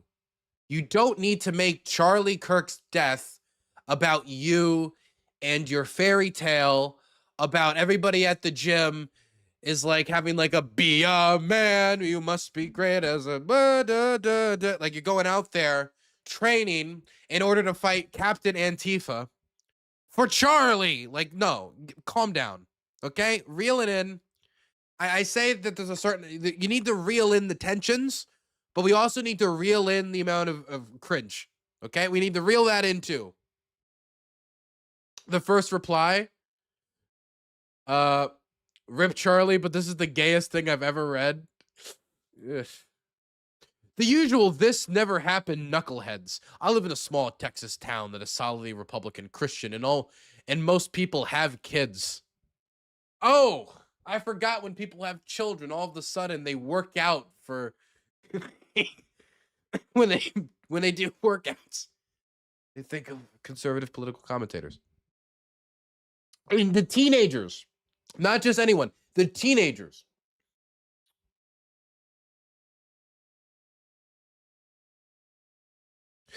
This person is an elected representative, Nick Freitas. He is a representative in Virginia. What do we say about Virginia here in Maryland again? In the good state of Maryland? Once again, it's a Virginian. Once again, it's a Virginian. 1861, 2020. I'm just joking around. Okay, let's read what they have to say. Because look at this person paragraph post. But this is this person thought they were writing like this, like a document of secession in the way that they talk in this. I am told that as a state representative, This is the moment where I'm supposed to express my heartfelt condolences. He has to get, if he wants to keep that seat, he has to get reelected. He's going to have to go before people and ask for their vote after talking like this. I'm sorry, let's just keep going. When I'm supposed to express my heartfelt condolences and then stand in solidarity with those on the other side of the aisle as we condemn political violence and stand unified as one people. But we aren't one people, are we? The truth is, we haven't been for some time now. There really is no point in pretending anymore, if there ever was. We are two very different peoples. We may occupy the same piece of geography, but this is where the similarities seem to abruptly end. I convinced myself for a long time that whatever the left called me a racist, a bigot, a sexist, a fascist, a threat to democracy for even the most innocent of disagreements, that it was simply hyperbolic rhetoric done for effect. And now the effect is a widow and 2 orphan children. Again, we don't know who the shooter is. He doesn't care. Because the left couldn't bear the thought of a peaceful man debating them and winning. I don't think they realize it yet. But murdering Charlie is going to be remembered as the day when we finally woke up to what the fight really is. It's not a civil dispute among fellow countrymen. It's a war between diametrically opposed worldviews which cannot peacefully coexist with one another.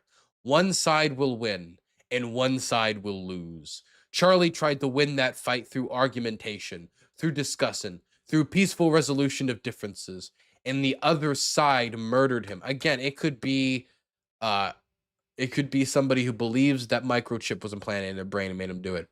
Not because he was extreme or inciting violence or any other hyperbolic slur they throw at him. I mean, he was, I mean, I don't know if I use the word extreme, but he certainly wasn't moderate.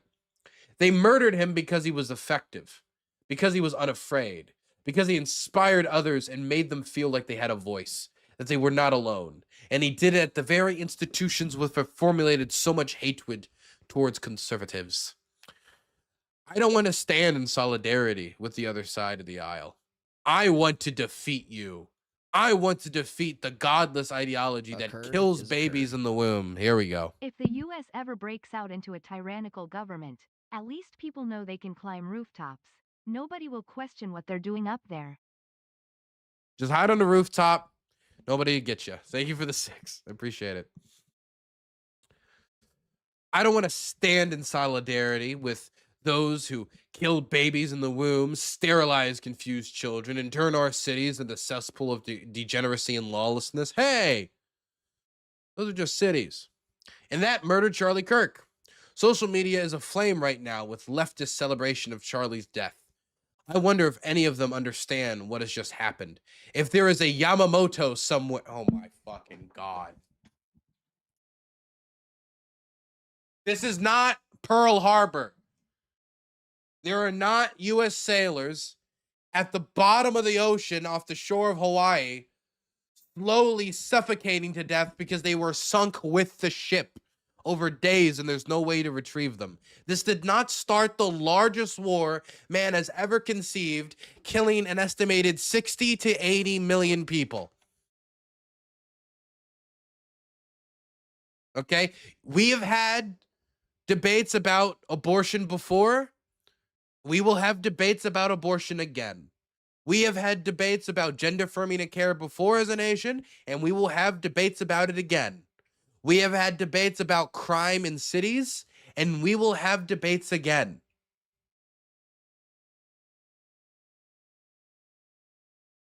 The idea that right now there's no way to turn. The only end goal here is just us all coming to blows. No, you want to go to blows. You have lost control of your emotions. You have lost control of your rationale, and you have decided that you want the United States to be draped in blood, to be torn in half, to turn brother against brother, father against son, to burn down American cities, the very cities that you complain about all the violent crime in. Well, guess what is the most violent of crime?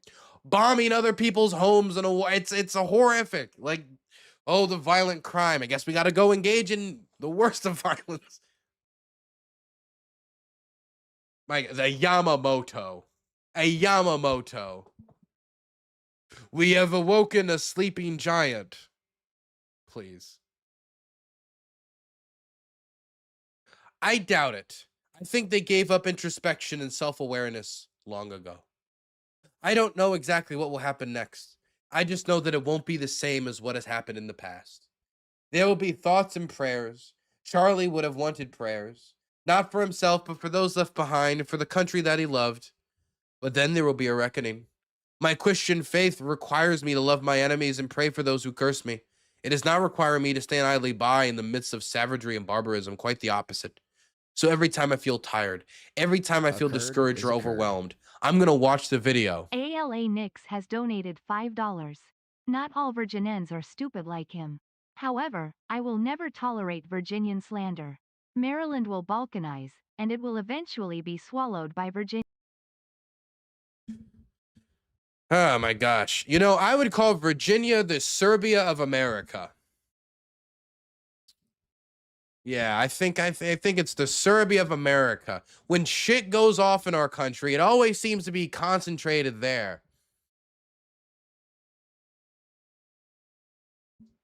Anyway, where were we? Oh yes. So every time I feel tired, every time I feel discouraged or overwhelmed, I'm gonna watch the video of a good. This is obscene. I'm sorry. Could you imagine something being so traumatic? You go and what? I understand going to watch it to go like, man, I want to know what truly happened. But the idea, it's like, oh, I'm feeling tired. Let me just go watch Charlie's neck explode for the 5th time this week. Like like reel it in, reel in the dramaticism, reel in the performance. Okay, you've won your Oscar. Rest with God, Charlie. Your fight is over. Ours is just beginning. I'm tired of this. Is a former representative from West Virginia.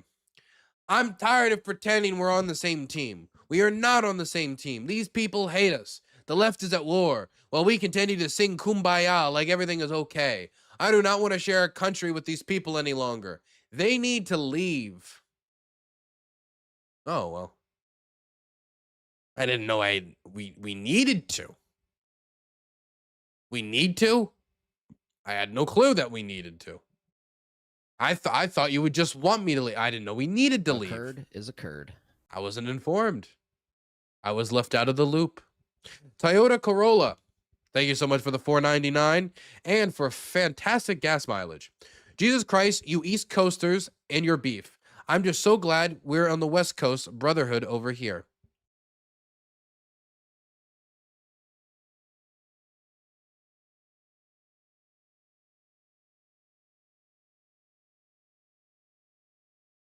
I'm trying to determine whether West Coast of Virginia is worse.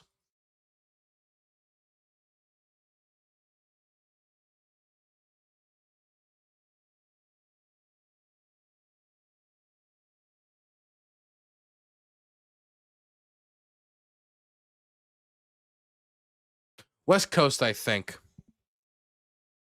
think I'm going with West Coast. Guys, remember when Trump sung Kumbaya? Here's Steven Crowder's reaction when he had Megyn Kelly on, who famously cried when learning about Charlie Kirk's death live. 5 years ago, if someone were to say, you know what? And again, I've been very clear before you came on the show, not condoning, not supporting violence of any, just going out, not. But 5 years ago, if someone said, man, it looks like it's blood in the streets time and we really have to, I would have been, whoa, that's a little bit sharp. That's a little radical. In not supporting and not condoning it today, when someone says it seems like there's blood in the streets and it's inevitable, I go, you know what? There are other ways, but I get it. I get it. Yeah. Does that seem extreme to you? It doesn't seem irrational to me. Yeah, no, it is. It is. It'd be one thing for you to say, I hear it more, or look, I like people say this and I can understand where those emotions are coming from. But to say, like, I get it and it's not irrational. A person was shot with a single bullet. And it could be anyone, from somebody from a lefty to a righty to just some crazy. Could be an Andrew Yang supporter for all we have no clue at this stage who took that shot. But for the idea that this one bullet was so more powerful than the bullets that were fired at the Minnesota senators that killed them, the Minnesota lawmakers, Speaker of the House that was killed, that these bullets were so more powerful than the bullet that clipped Donald Trump's ear, or the bullet that pierced Gabby Gifford, or the bombs that were sent to Hillary, Obama, Alexandria Ocasio-Cortez, or the fire that lit up Josh Shapiro, Democratic Governor Josh Shapiro's home, or any of the other instances of political violence that we can point to, that this one is the one that makes it so that civil war and complete chaos and blood in the streets is inevitable. Would have to, one, you would have to not know the history of the Weather Underground of the 70s and how violent that period was in American political history and terrorism. And you would have to deliberately misrepresent what political violence has looked like in the United States for the last 10 years. This is bad. This makes the situation worse. But don't even pretend that it's possible that now we have turned a page that cannot be unturned. I hate this passive view of history. I hate it, especially when people consider themselves political activists or politically involved, to look at something like this happening and then resign yourself, or even pretend that that's an option, to pretend that that's a choice before you, to resign yourself to our country burning down. After so many protests and like confrontation politically, after so much development of our nation's society and civil society, after seeing them get so angry, when I say them, I mean Stephen Crowder and Megyn Kelly, I mean the people on my screen, get so angry in the fallout of riots that took place across this country. And they did stream after stream about it, talking about the not so tolerant left, the violence on the left, the rioting, the destruction of people's private property, of their businesses, any violence that could be directed towards law enforcement. They give all this detail to that, but to then be like, blood on the streets, civil war, guns firing. I could see how someone could say it's not unreasonable. It's not unrational to say that, that's inevitable. Yes, it is irrational to say that. Yes, you need to throw out a frame of reference. You need to throw out an argument as to why this particular assassination is so much worse than the rest, that this is a Franz Ferdinand type of event. That his death is so destructive. I mean, Martin Luther King's assassination led to a spike in rioting and violence on the streets. Then the country continued. Like, this country has gone through a terribly long list of political assassinations and coming to blows over politics. Why do you need to view history in this passive way? It's one thing to say, I understand why people are saying it. It's another thing to say that it's not unrational. Because our blood has been all over the streets for a long time. And until someone dies, they don't give a shit. One of their biggest guys. Truth no longer Excuse matters. it. They got the louder voices and widest broadcast. Will be tough to recover from for the left. Hey, thanks for the 11 euros. This is worse because it's their guy, one of their biggest guys. Truth no longer matters. They got the loudest voice and the widest broadcast. Will be tough to recover from the left. I mean, the messaging-wise, yes, but when you poll Americans, it seems to be that Americans are divided on if there's more left-wing or right-wing violence. The last numbers I saw, and this was very recent, I think after the attack, it was like a YouGov poll that they did right after Charlie Kirk's assassination. They asked, who's more politically violent? There's more political violence of, the left or on the right? And it was like 33% on the right, 31% on the right, on the left, and the rest were unsure. So it seems that we're largely divided on where the violence comes from on partisan lines. They don't give a shit. They excuse it. I know you're not rooting for it, and I'm not rooting for it either. You're saying, as a practical matter, wouldn't that be the next logical thing to expect, given how angry the right is, how victimized the right has been? I mean, truly, the left loves to play the victim. They love it when they're not. They invent fake ailments, disorders, etc., and claim victimization of white privilege and white anti-black. Okay, it is pretty, I'm sorry, I'm just going to throw this out there. this assassination was bad, this assassination was horrible. It is pretty pathetic to be like, the right are the true victims. The left are the fake victims. We have always been the true victims. The left calls about the victimization of discrimination. We have been truly martyred by Charlie Kirk. We are the true victim. That's pathetic, okay? You are an individual. Bad things have happened to right-wing people. Bad things have happened to left-wing people, okay? If you're saying, oh, look at those crybaby victim, like 24-hour full-time victims, and then immediately pull out the card yourself. Racism all the time when it doesn't exist.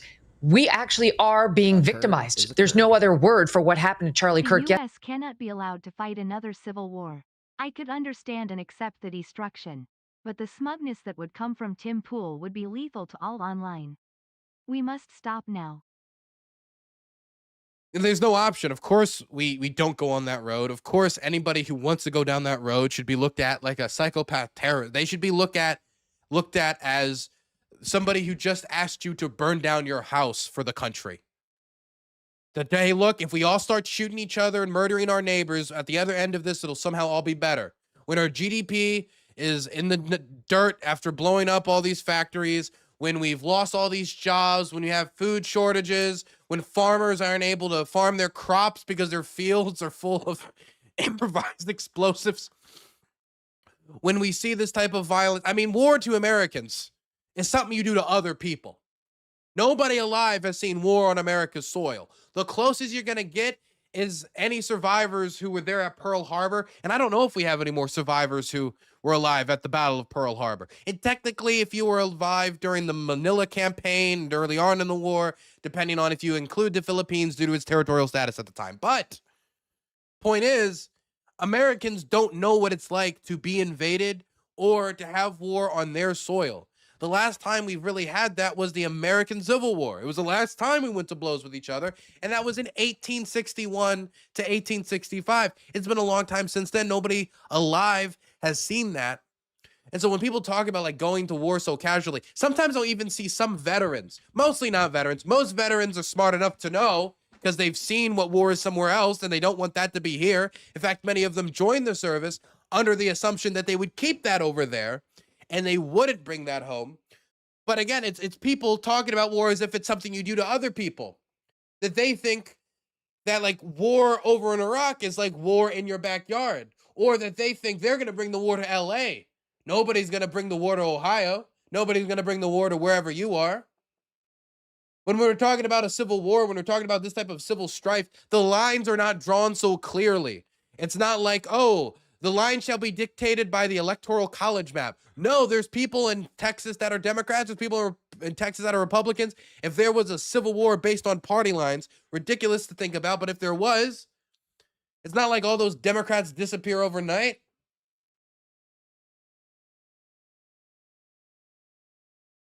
It would be bloody. It would be horrible. But people talk about it so casually because, again, it's something that Americans see as something you do to others, not something that's done to you. Charlie Kirk wasn't the first victim in this war. He was the second. The first victim was Irina Zarkuska. That's the Ukrainian that was stabbed on an American train. This is war. Ian Miles Chong does not live here. Ian Miles Chong does not live in our country. He wants to, from the comfort of Indonesia, sit on his fat ass and watch us all shoot each other for fun. And so he can get more money off of his social media interactions. Andrew Tate, similar thing. This is somebody who is not an American citizen.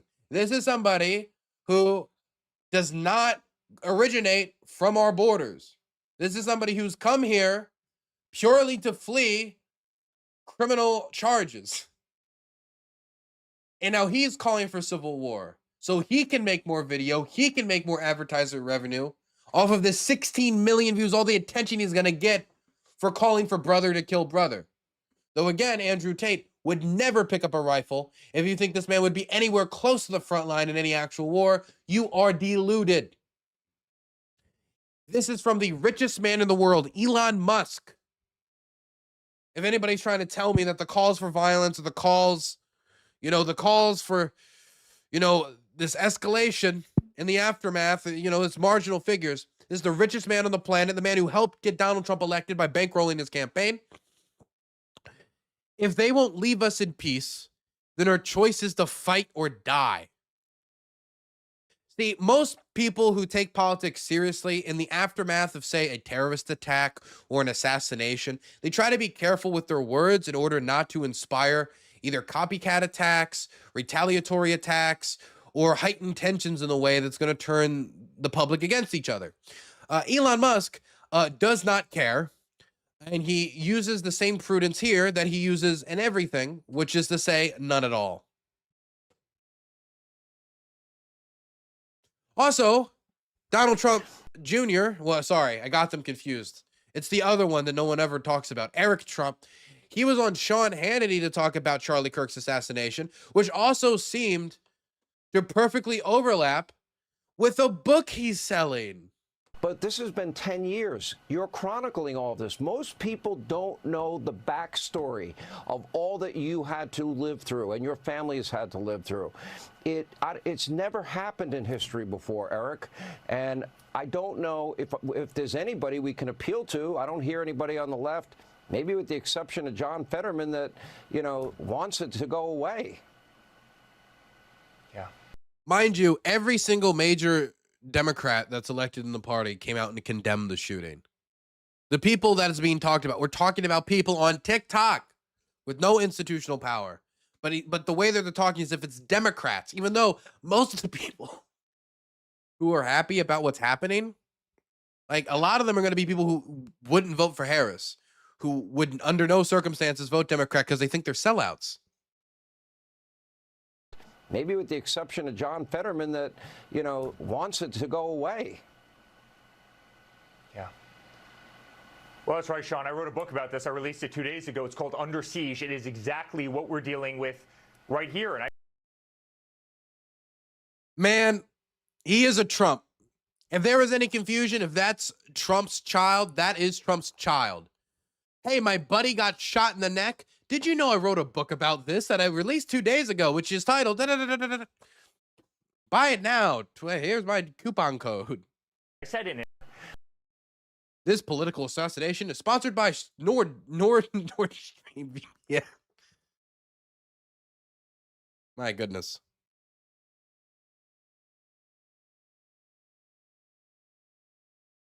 This assassination's coverage is sponsored by Surfshark.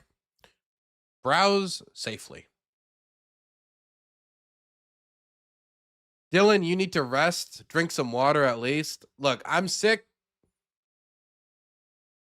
What else am I going to do about it? I'm sick. I got a job. Still got to do my job.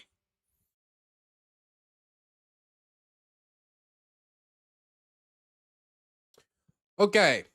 Now we've gone through most of the stuff on Charlie. I don't really have much more to talk about in reference to Charlie Kirk. There's one last thing I want to talk about in reference to Charlie Kirk, and that is the Russian response. The Russian response has been very interesting. First, of course, there are the usual either anonymous or paid Russian Twitter accounts that are using this moment to push messaging from Charlie where he is going after Ukraine, i.e., he is attacking aid to Ukraine. He is going after Zelensky. He is saying that they are the problem. They're the reason it is what it is right now. Charlie Kirk has a long history of making anti-Ukraine statements, some of them ignorant, like the idea that Ukrainians are not ready for a Jeffersonian democracy, and so he can't support them. Mind you that the Ukrainian public was willing to break martial law during wartime in order to hold the government to account on anti-corruption independence that they won in protests back during Euromaidan. But, I mean, here's just one example of this. Zelensky thanking the United States. Thank you, America. Thank you for your support. Thank you for this visit. Thank you, President Trump and the American people. We don't support you. Show some respect next time. Charlie Kirk speaking on behalf of all of America.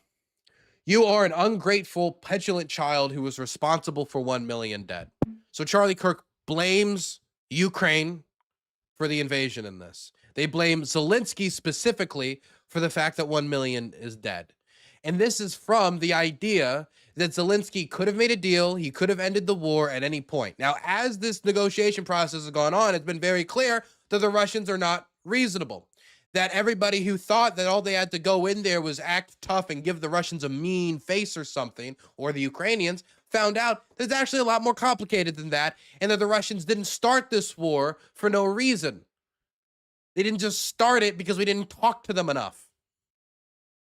And so Charlie was always on, in my opinion, out of his depth on this topic. And the last time we ever covered Charlie Kirk's Ukraine coverage was him going back and forth with a professor at Cambridge over the topic, and Charlie Kirk being completely out of his depth. I mean, he's speaking to a British audience, and he's saying, well, Zelensky's not a democratic leader. Would Churchill not have, what if Churchill didn't have elections during wartime? Not knowing that Churchill, he was just completely out of his depth. But because he has a history of these comments, as the MAGA movement became more and more anti-Ukraine, Charlie ran with that wave. There's a bunch of these clips being shared around right now as if to say, hey, look what was silenced, and hey, look at the beautiful message that can be pumped up. Here's another example of it. Charlie Kirk 6 months ago. Who benefits from the war? The military-industrial complex and the oligarchs of Ukraine's ruling class. But the types like Che Bowens, this is to be expected. The Ukrainian connection to this public execution of an American for saying the wrong things will emerge. You know, the same paid Russian propaganda is coming out and alleging that Charlie Kirk was killed by Ukraine. That his assassin was either a Ukrainian agent, and they're trying to use this professional gimmick where people think that a 200-meter shot is some Olympian-style achievement and not something that a 13-year-old could achieve with a few hours training on the range.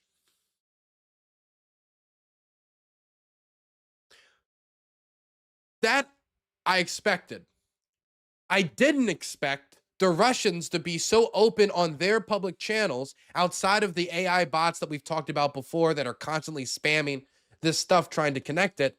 I didn't expect them to so openly grab onto this assassination and try to use it to increase tensions in the United States. Here is Russia Today. This is the Russian state program meant for English speakers, not Russian state media meant for Russian speakers. If you want to hear some of that, maybe you can go listen to the BBC Steve Rosenberg, who releases reports on that, or you can go check out the Russian Media Monitor, which is managed by Julia Davis, who does a lot of work to show what Russian state TV, Russian state media broadcasts on the regular.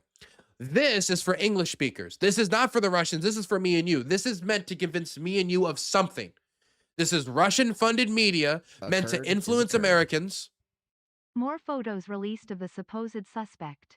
Dude really went in as Mr. Generic. Gonna be a rough manhunt. Thank you for the €6. We'll go check that out in a second after we finish the segment. They want this message to be pumped out in our communities. And what do they have to say about what happened recently? The bullet that ended the moderate right. The knife that ended white guilt. This week, the turning point. I censored this because of, you know, Twitch TOS and YouTube TOS on the right here, but originally it was the uncensored photo. Now it's not very like high pixelated. It's not very high quality, but you get the idea. Why would they post this? I mean, if you're Russia Today, you're supposed to be like a news broadcaster, right? And we're not like an individual journalist with opinion. You're a news broadcaster. Your job is to broadcast news and updates. But Russia Today is using its big platform to just post edgy memes about, you know, the death of white guilt by a train stabbing and the bullet that ended political moderation in the United States.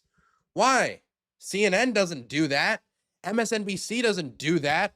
Fox News, Newsmax, none of these other publications do that. There might be journalists that work for them that do that on their personal accounts, but on this account, this is like them pushing a particular message. And the message is, get rid of white guilt, which you might translate into worldwide and basically poking at racial tensions, which Russian media campaigns and psyops have a long history of doing, particularly with the Internet Research Agency, with Yevgeny Prigozhin was trying to increase racial tensions during the Black Lives Matter movement. And then there's the bullet that ended the moderate right. No more political moderation. Extreme.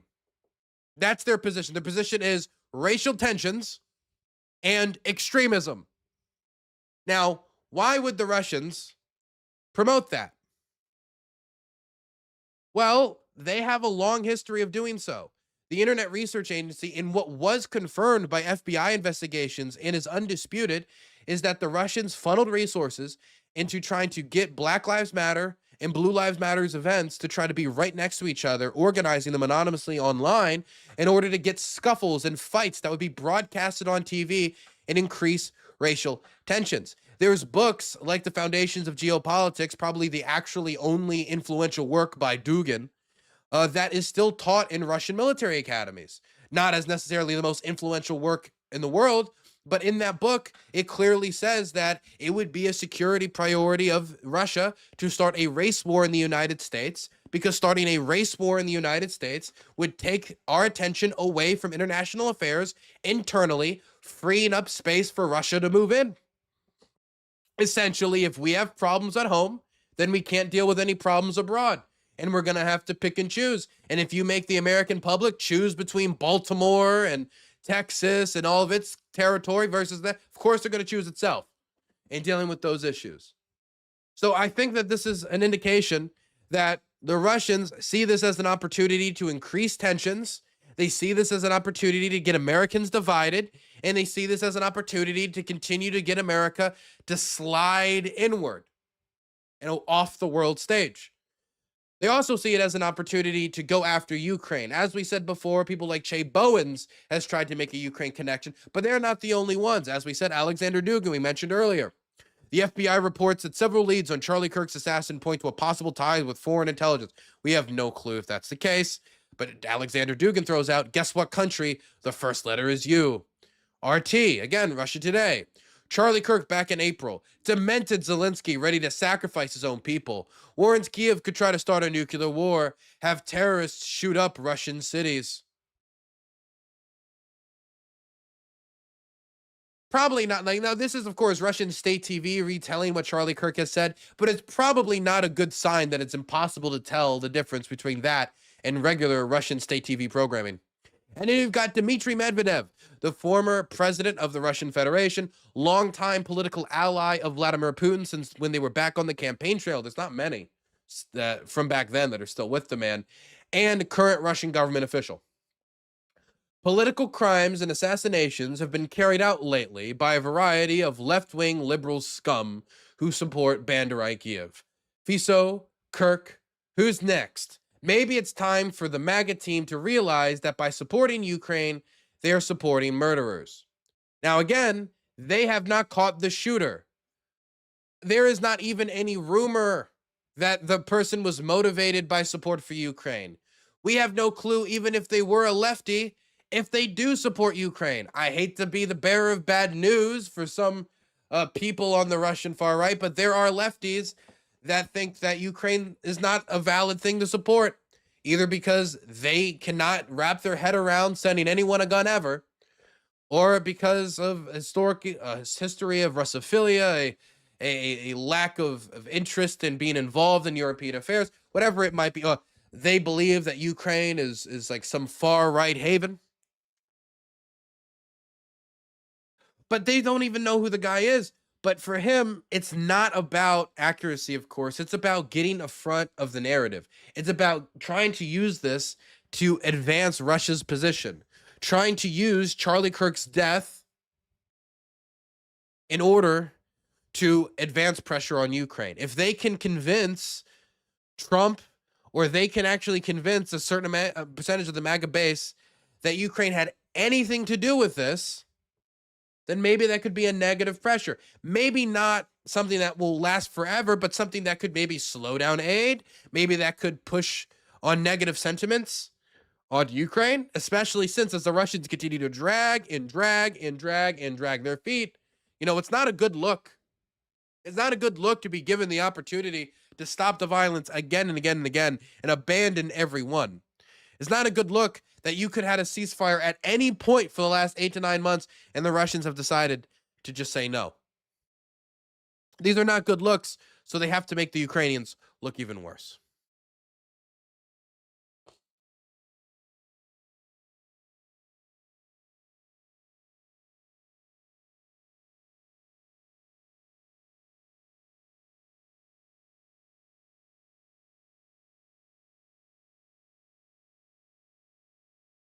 I think we might know why Trump's response was AI slop. What's this? Trump at 9/11 commemoration. I did see this.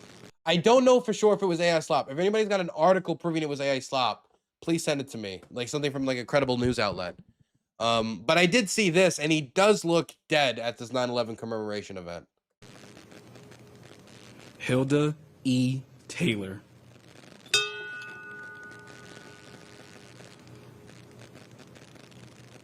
Lieutenant Colonel Kip P. Taylor, United States Army.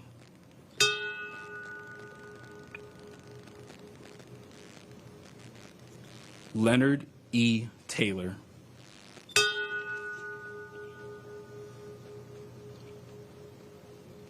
Sandra C. Taylor.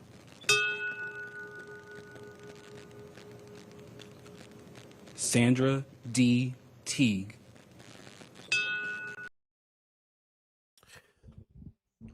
It is September 11th, by the way. Anniversary of 9/11, 24th anniversary. I'm calling it. He disappeared last week for a time because he had a stroke. Just look at that face. That is a stroke victim. Well, thank you, doctor in my chat, but I don't know if that's the case. I'm not going to speculate, but I also don't think Trump is going to be particularly open about his health condition, even if it's very negative. In fact, especially if it's very negative. Did you guys see this? That the Switchblade can now be attached to an MQ-9A Reaper. For those of you who don't know, Switchblade is an American attack drone. It's kind of like an FPV drone. Not exactly. It's kind of launched, but it kind of glides with its two arms towards its target instead of the usual kind of quadcopter design that most people have become familiar with in Ukraine. But it's the same essential premise of ramming into the target and being controlled up until impact. And attaching this to a Reaper drone, I mean, that adds some extra possibilities into the tool belt of the Reaper.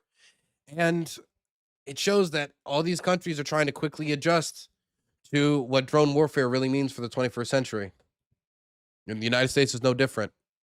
In fact, I don't know if you saw, and we're about to get into this topic about Poland and the drone attacks, but Poland is actually training and meeting with the Ukrainians to get experts to work with them on anti-drone techniques and anti-drone activities so they can know how to better intercept drones. Since, Russian drones just keep spilling into Poland. Don't you hate when that happens? When your drone just spills into Poland? Is that a single Switchblade? How many can you cram on there? Well, I don't know. But if they can do it with one, I don't see why they couldn't do it with a few. Plus, sending out a Reaper drone out there with one Switchblade seems like seems kind of crazy.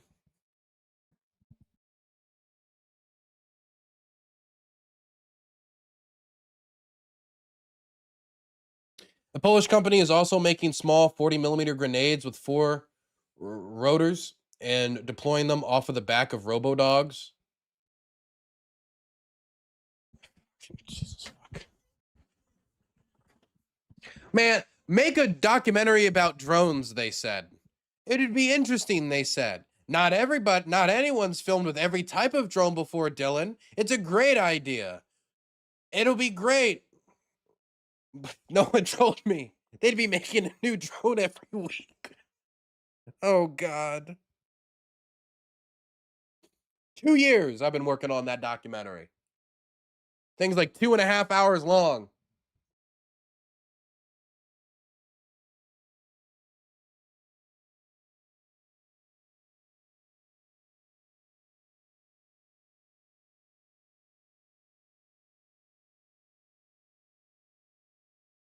The grenade is literally the drone. It's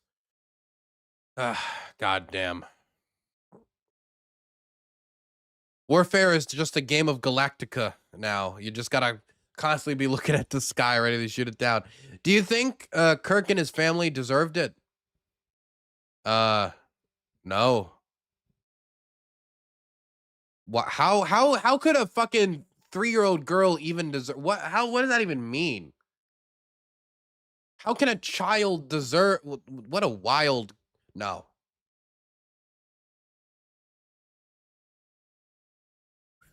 Man, what a hell of a first time chat.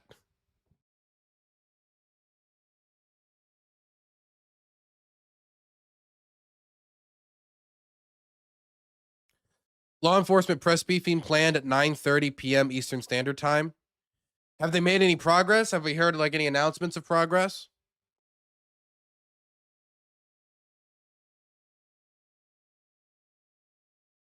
Somebody said that they have like a new picture of the shooter. Let me see if I can find it.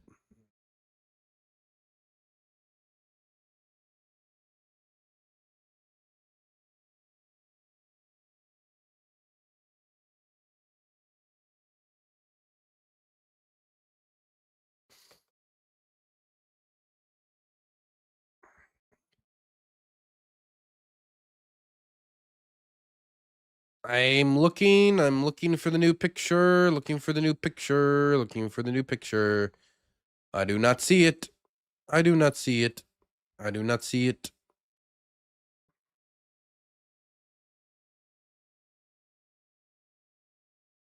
If you have it, send it over.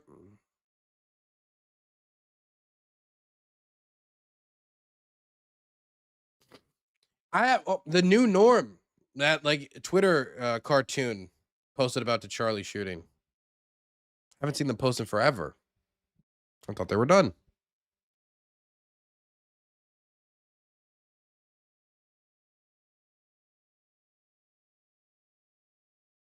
Now, can't find any in the new pictures. If there's any new pictures, you can put it in chat.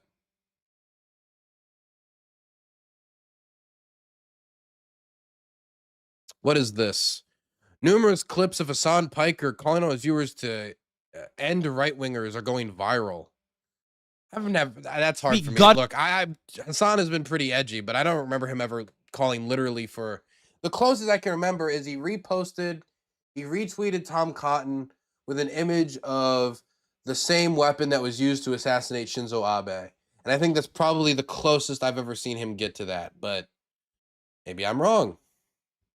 Maybe the Right Angle News Network has truly figured it out. Let me see. I'm sick and tired of it. Left-wingers, liberals, you need to be fucking showing your opponent's guts on there, okay? You need to be gutting them. You need to be shanking these motherfuckers and letting their intestines just ride on stage. What the fuck is this shit, man? Slice them up. Slice them and fucking dice them. Demead you the link. That is some pretty aggressive rhetoric, but you know what I think upon immediately hearing this, and I'm saying this as somebody who, you know, I would say me and Hassan aren't best friends, maybe just close friends. But he's probably talking about when he says on stage, you know what that sounds like to me? Do it, gut him on the debate stage, shank him. You need to take him out. Like, this doesn't sound like a direct call to go shank. I mean, the idea that Hassan would just go on stream and just this blatantly, you gotta go shank him. Like, I hear debate, I hear stage. I think he's talking about basically the political equivalent of shanking. Now, someone could ask, why would you say the political equivalent of shanking? Isn't that pretty violent language to talk about a debate? Yeah. Then again, I talk about somebody getting curb stomped on stage. Like, I say curb stomped in that in referencing that way, you know? Excuses? Sorry, I just love Hassan so much. I felt like covering for him. I'm just telling you what it sounds like to me. I mean, just, you know, look, I'm a streamer. You know, I get hurt too if people start just removing people's jobs based off of clip chimps. What the fuck is this? You cannot have a bigger fucking layup. You could not have had a bigger... Not to mention, if you look here, top issue for Georgia voters, economy, threats to democracy, abortion access, it seems to indicate he's telling them, like, these are the issues that are important, gut them on stage about it. Just like by looking at some, like, this context clues from the clip, not knowing its original origins. Like that Ukrainian refugee who was shanked in the train.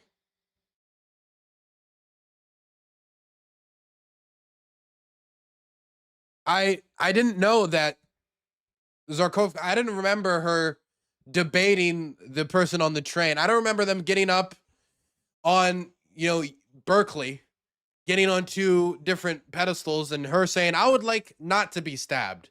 And then the gentleman says, actually, I would like to stab you. Well, we disagree, sir. That's not what, I don't know what you mean. If he's saying, like on stage, that seems to pretty clearly indicate, while he has different voter issue. Look, it'd be very easy for me to say, Hassan sucks. Fuck Hassan. Ha ha ha. It's very easy, okay?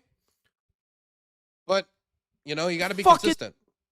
Layup than a horrible candidate like Herschel Walker. Sure, he was prepared very well. And Herschel Walker actually had a good thing we do need to make sure we do. You can even hear him starting to talk about Herschel Walker as a candidate. He says on stage. He's talking about a debate. If you don't like the fact that he used the word shank, fine. But that's not him calling for violence. The song called for shank, risky wipe. You're reaching. We got to keep attracting younger viewers that, grow up on TikTok, when they're 8, 9, 10, 11, 12, even though they shouldn't be. 3, it's like all here. Now this guy is down. He's dead. These guys are like... and fatally wounded. Wait, this is Mike from PA. This isn't Hassan. Honestly, Mike from PA is a little bit more, that would be less surprising. They're not even running. They're not even like cowering and running away and screaming in fear. There's like, okay, well, they did it. We got our shots. Okay, is this guy done? Oh, shit. Well, okay. Well, we brought the white... It's called shock, you fucking idiots. It's called shock. Anything that happens, holy shit, guys. If you live in Florida, I have an opportunity for you. If you want to earn $100,000, let me know. Jesus fucking Christ. See, that sounds like a much clearer a threat to me. Like, it's pretty clear what he's indicating. Destiny lives in Florida, $100,000 being the bounty on his head. It also, coincidence here, happens to be the same bounty on the head of the Kirk shooter. So, seems like, Mike from PA and the FBI have similar resources at their disposal. Flags, we can put that over the bleeding part, assuming he got shot and is actually right. A flag and then this guy 874 Bellevue Drive, and I'm gonna kill you with my AR-15. Like that's the type of messages they were leaving in this dude's office, and he's resigning. Like he's literally, this is his last term. So I think that people are a lot more radical. It's hurt poor. What did that even have to... What? That was such a clip. Nah, I can't even watch. I don't even... You want to watch this? Nah, that was such a clip. That was so dishonest. You could clearly tell he was playing a character about some right-wing nut making a threat. Whatever.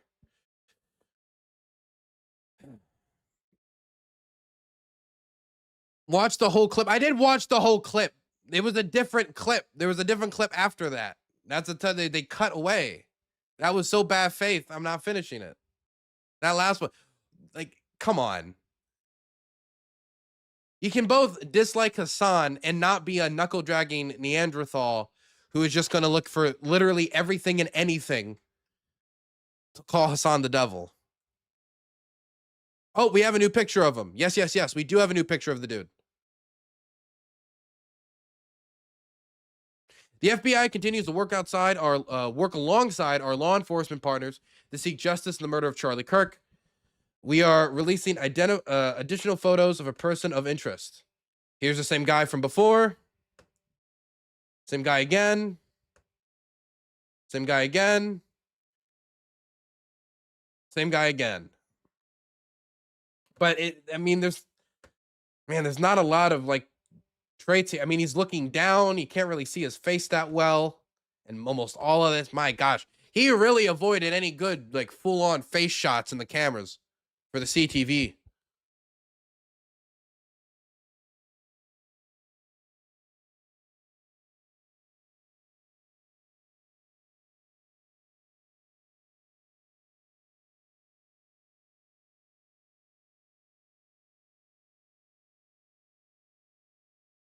Hassan has been calling for political violence for years. Punch a Nazi, ring a bell. Then link clips of him actually calling for political violence.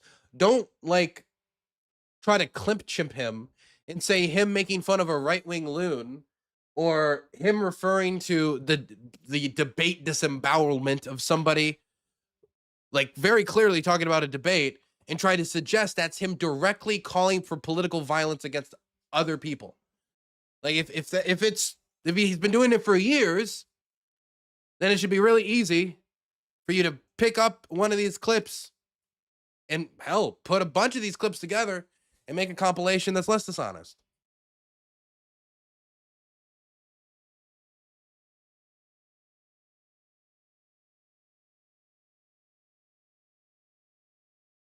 Okay. It is time for us to talk about what happened in Poland, I think. Do a follow-up on what happened in Poland.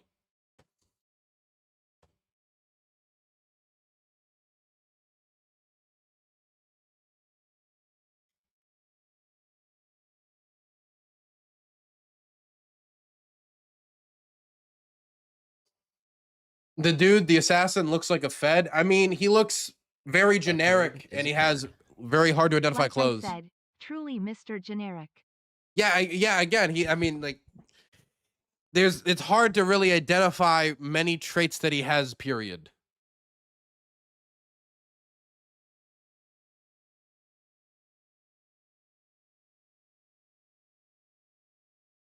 Whoa. Their U.S. Naval Academy in Annapolis. This is my state, on lockdown. After active threat reported. Gunshots have been heard inside Bancroft Hall, which houses the midshipmen. The U.S. Naval Academy is on lockdown after a midshipman. Thousands of employees at BP go to work every day. They're part of almost 3. The U.S. Naval Academy is on lockdown after a midshipman who had been kicked out of the school returned to the campus armed with a weapon. Gunshots were heard inside Bancroft Hall, which houses the midshipmen. One victim was transported via medical helicopter, and multiple other victims were being assessed. However, according to an internal email obtained by Fox News, a midshipman mistook authorized law enforcement as a threat, engaged, and was injured in the process. The email said the midshipman is stable and receiving medical attention. One official on campus said the shooting is knocking on doors pretending to be a policeman. The shooter is knocking on doors pretending to be a policeman. Secretary Phelan is aware of the situation and has been receiving up-to-minute updates from NCIS and USNA leadership. USNA is on lockdown out of an abundance of caution, a Navy official told Fox News. This is an ongoing situation, and we will provide updates as they become available. Naval Support Academy, Annapolis, in coordination with... I've seen the Naval Academy in Annapolis before. When I was working there as a page in the General Assembly, I would walk past it every day on my way to work. Naval Support Activity, Annapolis, in coordination with local law enforcement, is currently responding to reports of threats made to the Naval Academy. The base is on lockdown out of abundance of caution. The Defense Department official also confirmed the agency is aware of the lockdown at the campus. Man, well, I hope nobody is in critical condition and the person who was transported by a helicopter is okay. Been a bad 48 hours. Been a bad 48 hours.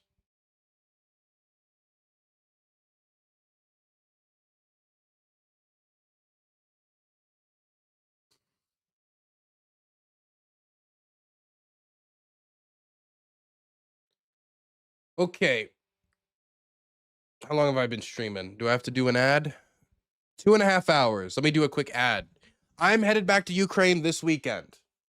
This Sunday, I'm flying back over to Europe and getting back to the front line to get back to work. There's a lot of stuff that still needs to be done. Stories that still need to be told. Stuff that still needs to be recorded. If you have any interest in supporting that work, you can support me at DylanBurns.tv. That's DylanBurns.tv. You can also join the beautiful people at Site Chat. Beautiful people at Site Chat. It's also Dylan Burns TV on Patreon, of course.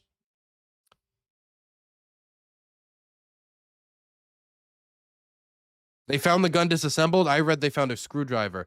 No, sociopathogen. They didn't find the gun disassembled. They found a screwdriver which indicated the gun was disassembled. Because there'd be an easy way to sneak a gun into a location in like a bag. Because otherwise, if it was all together, it would be too long, and the only like bag you could bring it in would be a gun case.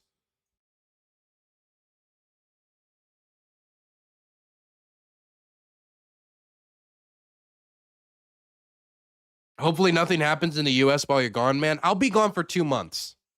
So I'm pretty sure that something's going to happen in that 2 months. I just hope it isn't that bad. They found a rifle in the woods. They're saying it's likely the shooters. Yeah, I saw that.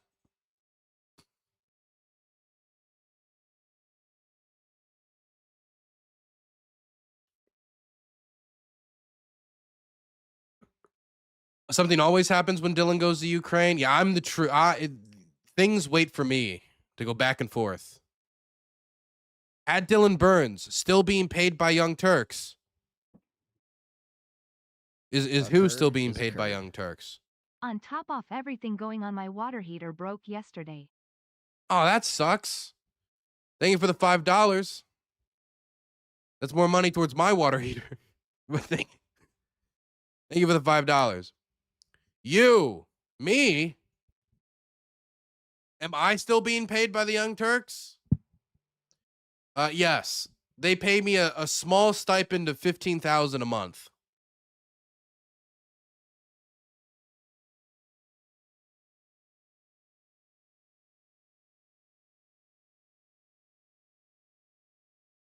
My job at the Young Turks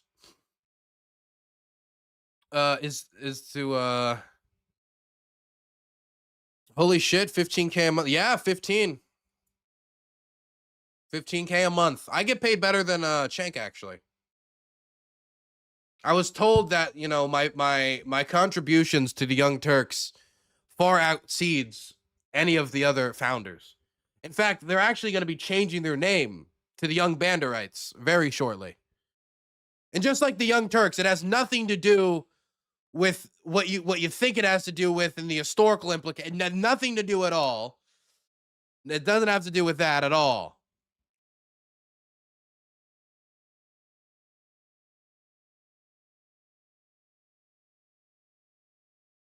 Who the fuck? Where did this rumor start? I was getting paid by the Young Turks. I wish I was. I don't know how Young Turk money is, but I ain't with no Young Turk network.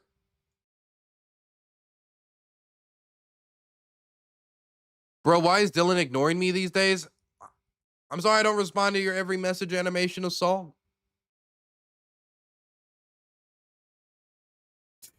Getting paid by the Young Turks. Aren't you a contributor? Fuck no. Where the fuck did it go about that I'm a contributor to the Young Turks?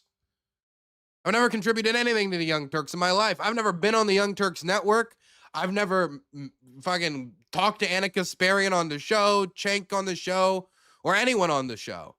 I think I went back in 2021 maybe on like a 1-hour game show hosted by one of their contributors that has left like 2 or 3 years ago. Point is, I've never contributed shit. I've never been paid shit. In fact, the last conversation I had with Anna Kasparian was before I went to Ukraine. They said, hey, she said that they would have me on to show footage of the war, and then we've never spoken since. So no, I am not a contributor for the Young Turks. Don't joke about getting paid. Some people will believe it. If you believe that I get paid $15,000 a month from the Young Turks, then you don't deserve the truth. You deserve to be misled. You deserve to be completely misled. Dylan, where's my Nepal coverage? We have Nepal pulled up. I mean, we might do a little bit of Nepal coverage. We'll do a little bit of Nepal coverage before we wrap up today's stream, okay? I'm sorry I didn't give you your proper Nepalese respect.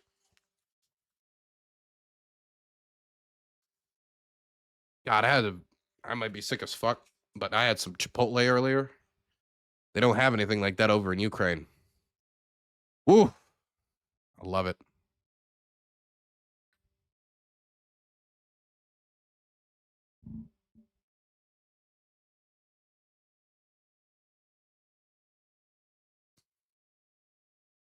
Dylan, you should click the link. Why you keep? Stop linking me the same Twitch link over and over. I'm not gonna click it. If I didn't click it the first 5 times, I'm not gonna click the 6th. Okay, let's keep going with the news. Let's keep going with the news. So this is Dylan Burns, contributing off the Young Turks now. Sorry. Okay, I swear. Okay, I'll be serious. I swear. I promise. Promise. Generalissimo Cenk has ordered me. Sorry. Okay, I'll do it for real now. Okay, I'm sorry. Sorry.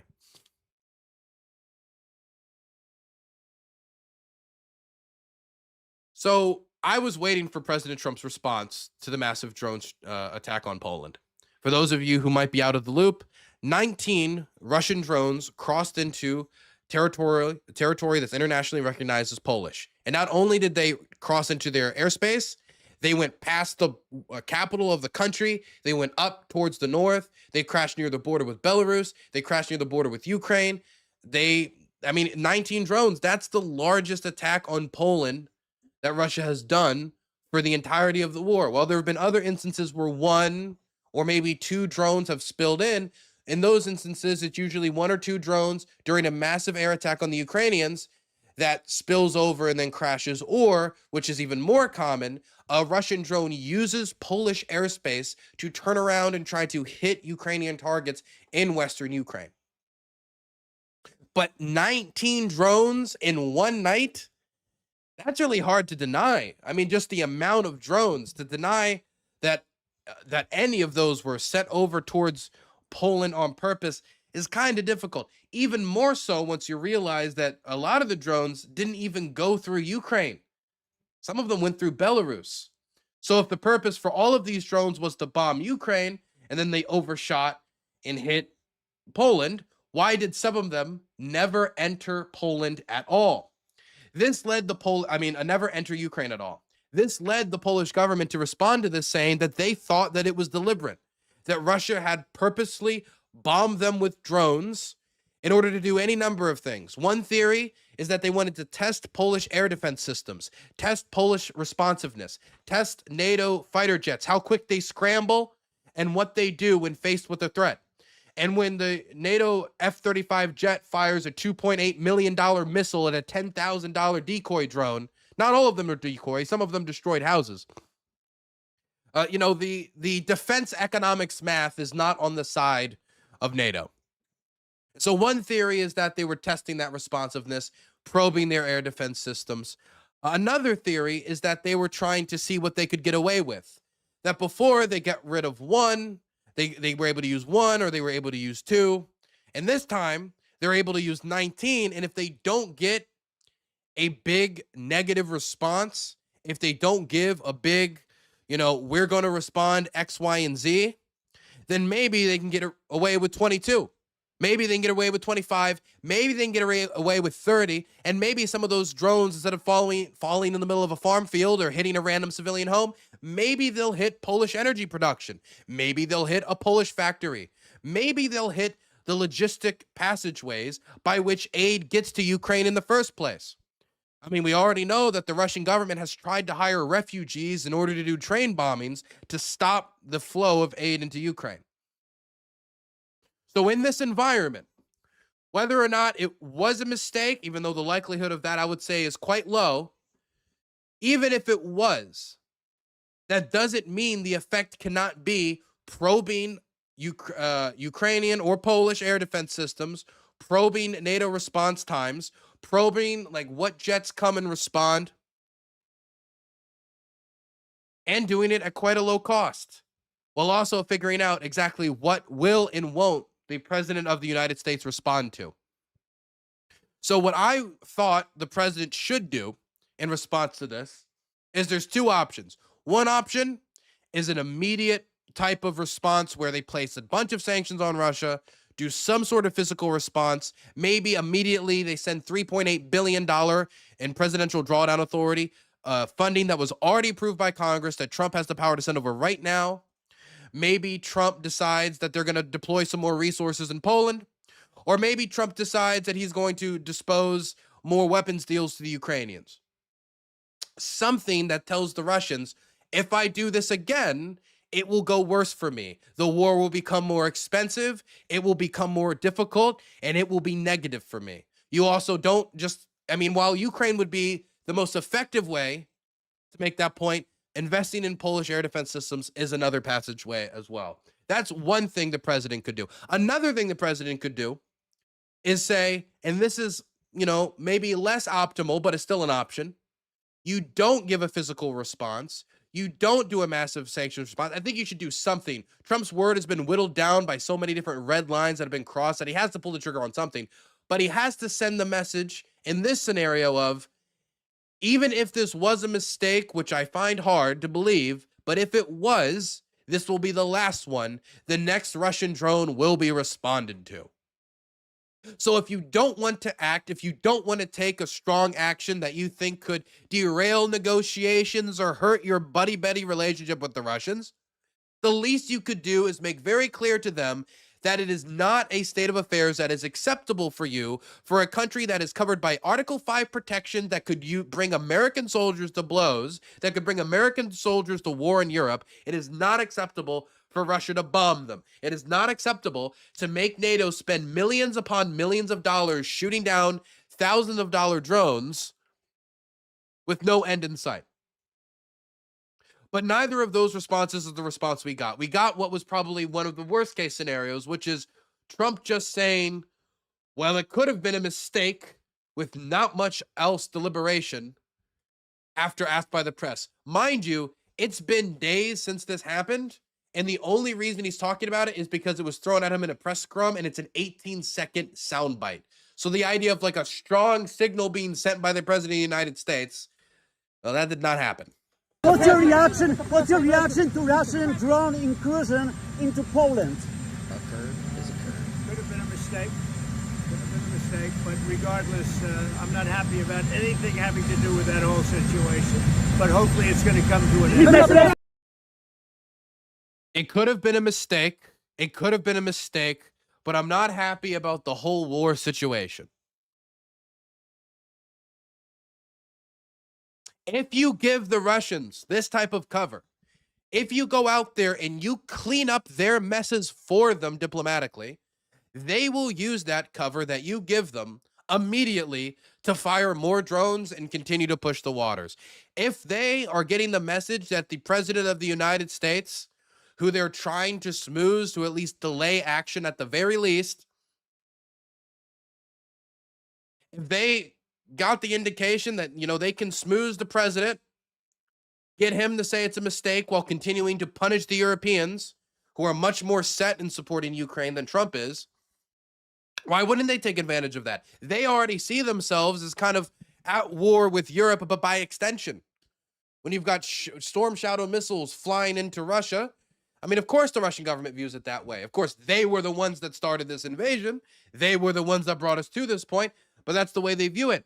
And so if they can delay American action while continuing to probe European air defense systems and continuing to test just how dedicated really the United States is to Article 5, then why not? Now, look, there was another opportunity for Trump to do something here. Okay, maybe Trump didn't verbally do well. Maybe didn't respond immediately well. Maybe didn't respond well to the press scrum. Maybe didn't really project strength here. Maybe he didn't really do anything that would deter the Russians from doing it again, or even doing it on a more expansive way and trying to really test the waters. Maybe none of that is the case. But what if Donald Trump gave a physical response? We talked about a physical response. Because if Donald Trump decided to send $3.8 billion to the Ukrainians while sending nothing, you know, while publicly saying nothing, that would kind of speak for itself. Well, there was support sent for Poland. In fact, Poland declared Article 4 after these drones crossed into its territory because, you know, Russian drones blowing up Polish houses when you're covered by a defense alliance is, of course, a concern to that defense alliance. But what Article 4 does instead of Article 5, Article 5 calls nations to your defense to defend you, calls upon them to, you know, fulfill their obligation, where Article 4 calls a meeting with different NATO countries where you can express your concerns and then they can supplement your defenses if they agree that it is a real concern. And Poland did get that. They called that meeting. They talked about the support that they wanted, that they think that they needed. And this is what they got. This is what the Polish defense minister said. He said that allies have given, and I quote, concrete declarations after Russian drones violated Poland's airspace. The Netherlands will speed up deliveries of 2 Patriot batteries and short-range air defense systems, anti-drone systems, and 300 troops. So that's the Netherlands. Czechia will deploy 3 Mi-17 helicopters with crews and about 100 soldiers within 3 days. France and the United Kingdom will send Rafale and Eurofighter jets, so aircraft, while Sweden is ready to provide more aircraft and air defense assets to reinforce NATO's eastern flank. Sweden, the United Kingdom, France, Czechia, Netherlands. Nothing from Trump. Nothing from the United States. No physical or verbal response outside of the diplomatic equivalent of oops, oops, oopsies, could have been a mistake, just deadly drones that could end lives. 24 hours, he said. It would be over quick, he said. And again, this is not the first, nor will it be the last time something like this had happened. It doesn't only happen in Poland anyway. There have been instances where drones crossed over into Romania so many times that Romania passed legislation to give themselves the right to shoot it down. Kind of ridiculous that they felt that they had to do that, but, you know, it is what it is. Moldova, in February of this year, took a the diplomatic equivalent of an elbow drop on the Russian ambassador to Moldova by summoning him to a meeting, and he arrives to see the ruins of Russian drones that had fallen and crashed in Moldova right in front of him, as the government was, well, not exactly accepting circumstances as they are. Look at his face. Look at his face when it goes back to him.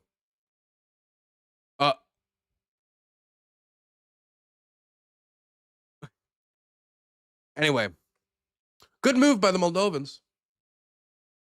One last thing I wanted to throw you guys is a statement from Poland's foreign minister, Radoslaw Sikorski. Some of you might know him as Poland's foreign minister. Some of you might know him as a former war journalist correspondent who used to do coverage in Afghanistan with a Kalashnikov slung over his shoulder.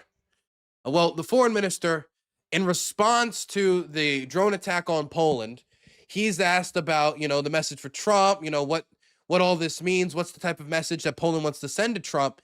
And he says, I think the Russians are taking you for a ride and that the Russians are mocking you. And if you don't want to be mocked by the Russians, you're going to have to take concrete actions. And that means something, for example, joining the 19th sanctions package with the Europeans to show that there will be consequences for bombing NATO countries.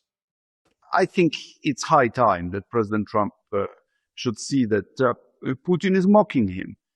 Instead of a ceasefire that was supposed to happen before the Alaska summit and serious peace talks, Putin is sending more and more drones, first at Ukraine and now at NATO. So I hope that at the end of this process, we have a series of coordinated moves to make President Putin realize that this exotic project of rebuilding the Russian Empire will not stand.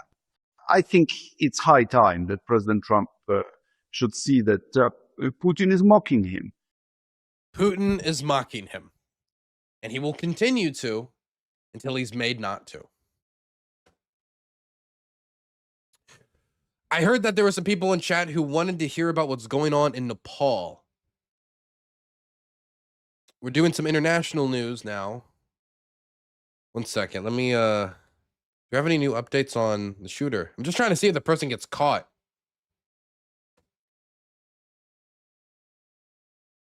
And also, did Steve Rosenberg release a new segment? Yes, Steve Rosenberg did release a new segment. In fact, Steve Rosenberg released a new statement on, released a new segment on specifically the Russian drone attack on Poland. So this actually might be the perfect time to watch this while I go get another Arnold Palmer.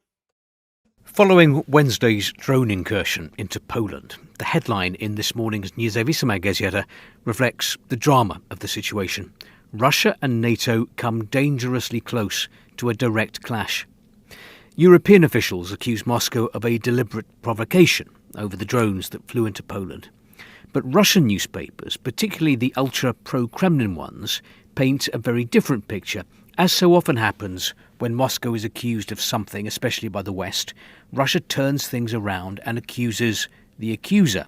So you also see the word provocation in the Russian papers today, but they accuse Ukraine of doing the provoking.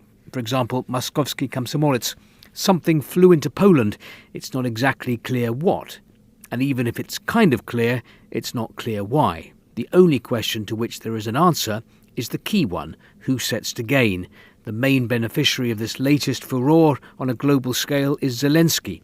The Ukrainian authorities have been trying to get the West to participate directly in hostilities with Russia virtually since the start of the special military operation, Russia's war in Ukraine. A contributor introduced as a military expert claims, "You must understand that the enemy could pick up a drone that's more or less intact, restore it and launch it, not so much to attack as to cross the border." The Belarusians warned about the drones coming over from their territory. How would the Ukrainians get these drones in Belarus? Would they have just launched it near the border and snuck it in? This incident looks very much like a provocation because we do not yet have an urgent need to send Giran drones and other drones or cruise missiles so far. I do not rule out that these were launches of drones similar to ours or restored copies which we previously flew over the rear of the enemy. Such a provocation is extremely beneficial to Ukraine. Another so-called expert tells the paper, "I'm sure that it's a total provocation by Kiev." A different paper, Izvestia, and another expert who says pretty much the same thing. The situation with the drones could absolutely be a provocation by Ukraine or by one of the Baltic states. The headline in Kommersant: Unidentified flying objects. Drones test NATO air defences. Several drones flew into Polish airspace. The Air Force was used to intercept them. The country's leadership blamed Russia, and NATO activated Article 4 for consultations with alliance members. Meanwhile, the Russian Defence Ministry said there had been no intention of engaging with targets on Polish territory, and the Russian Foreign Ministry accused the Polish authorities of spreading myths. The Russian government paper, Rossiyska Gazeta, devotes minimal column space to the story, basically quoting the official Russian Defence Ministry statement. But next to it, it prints what it says is a quotation from the 19th century French playwright Pierre de Courcelles: "Peace is just the breathing space between wars." Well, that's ominous. Peace is the breathing space between wars. That seems like the nice, lovely message to send towards the Poles. That will reassure them that you have no ill intention. They gave more pictures of the person of interest, more than what we've. Yeah, we looked at these earlier, but yeah, no, these are the pictures.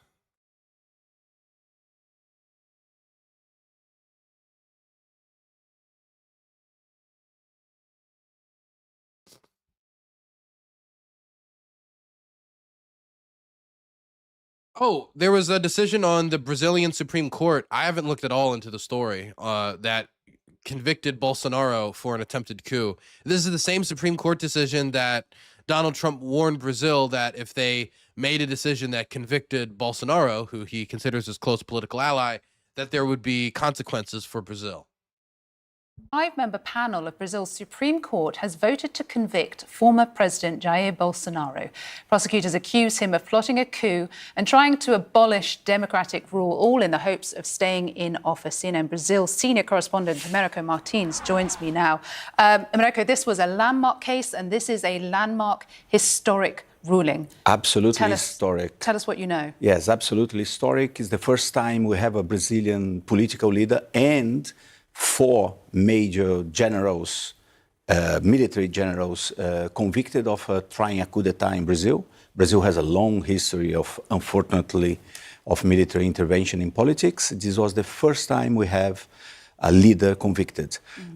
Today, the Supreme Court reached a majority. So they have a panel of 5 judges ruling the case. 3 of them already voted to condemn him.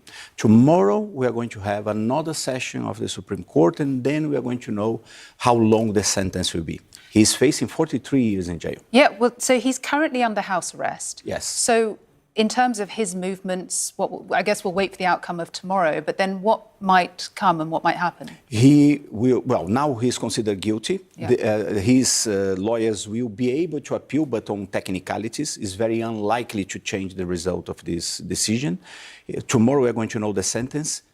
He's facing up to 43 years. However, it's unlikely to get that much because one of the judges voted to acquit him, not to condemn him, although they reached this majority now. And he's under house arrest, and they will decide tomorrow the length of the sentence and if he's going to stay in house arrest or he's going to be sent to a military prison, for example, or to the federal police. I mean, we know this is a case that has divided a nation. We've had protests out in the street on both sides of the aisle. Is there concern right now that violence is going to erupt in the aftermath of this? I mean, what are you hearing about the mood? Unlikely to have violence, thanks. But you are very right. Brazil is very polarized at the moment. It's very, very divided. So this is one case that will touch on the passions of people. Bolsonaro remains a very popular right-wing politician. His supporters will protest. They're pushing the Congress to vote some kind of amnesty. But hopefully we're going to have some demonstrations, but not violence. We had lots of demonstrations recently in Brazil from both sides, people backing the left, people backing the right. But thank God we didn't have violence. So we are not expecting that. But I guess the authorities are preparing for that in any case. Just to go back to the historic nature of this, the first time a leader has been held accountable for attempting a coup. What does this mean, this moment mean for Brazil's political future? It's historic, and I think it shows the mature of democracy in Brazil. Brazil is consolidated, it's relatively young democracy. So I think it's a very, very important decision to show that nobody is above the law. As I mentioned to you, Brazil had a very, very long history of military attempts, military coup, military intervention. We had a dictatorship that lasted for 21 years. Nobody ever answered for all the crimes that were committed during that period. Now we have a politician that had been elected, try a coup, according to the Supreme Court, and is going to be punished for that, including the generals. That's also very important. So I think it's a sign that democracy in Brazil is coming to age. I mean, it is a busy day in Washington, as we've been reporting, but we'll, of course, look to reaction from there. Obviously, this has been a case that has escalated tensions. Here's the question. What's Trump going to do? Because Trump said that he would make Brazil pay, that there would be consequences if they convicted him. Mind you, that saying that in advance of a decision, I don't know exactly what he expected.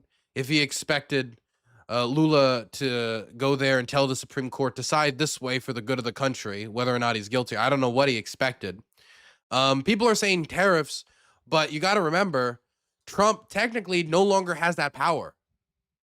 The courts decided, and the appeals court decided, that Donald Trump does not have the power to unilaterally declare tariffs by emergency. And he was not able to properly define all these different tariffs as an emergency. And Bolsonaro being, convicted by the by the Brazilian Supreme Court, I don't see how that's an emergency for the United States either that would necessitate an emergency tariff declaration. So he lost like 2 court cases on this, and unless this goes to the Supreme Court and the Supreme Court chooses to review it, then that power is going to be lost in the next few months. So maybe he could pull the trigger on it, but even if he did pull the trigger on it now, like it might only be in place for a few months. And so what are the Brazilians going to do? They're obviously just going to wait until it either lapses or, the Supreme Court decides to take up the case. I guess the hope would be from Trump that the Supreme Court decides to take up the case, that the tariff powers are further extended as they continue to review it after 2 court decisions, waiting on the 3rd one, And that allows them months and months and months and months of time of tariff pressure that they otherwise would not have constitutionally been able to do. That court decision isn't stopping Trump. He does not care. There have been court decisions that have stopped Trump. He has tried to test those court decisions. He has tried to stretch exactly what those court decisions say when it comes, for example, the illegal deportation of Garcia. But the court decisions aren't powerless.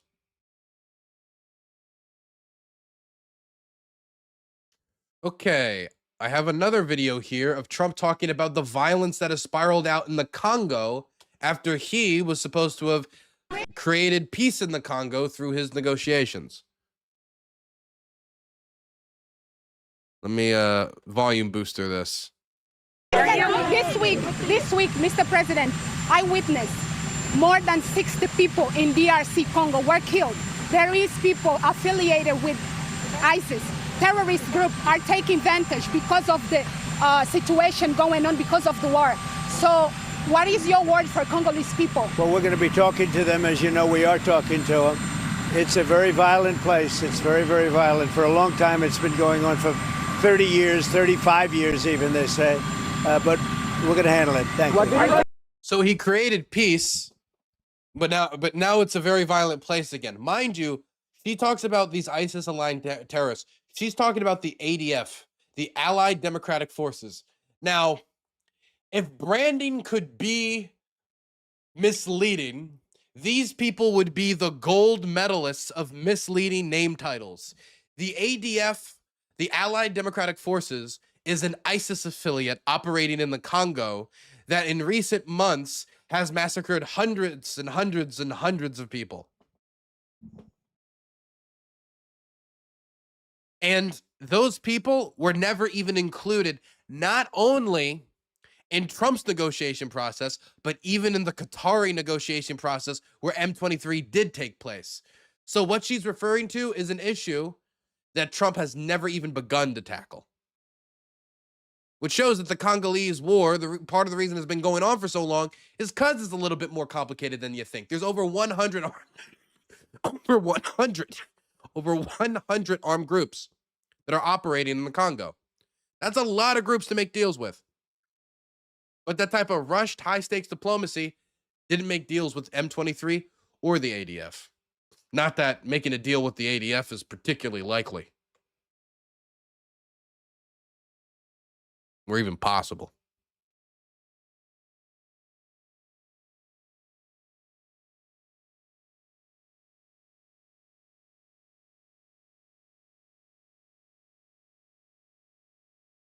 Roland, the headless Thompson gunner, is making a comeback in the Congo. I love that song. One Thomas. Okay, anyway, let's keep going because I know that there were people here who wanted to hear about what's going on in Nepal because there's been a lot of attention on it, but we haven't covered it at all on this channel.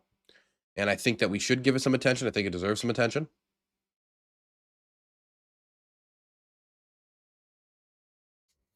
What's your opinion on Chiang Kai-shek? Do you like him? No.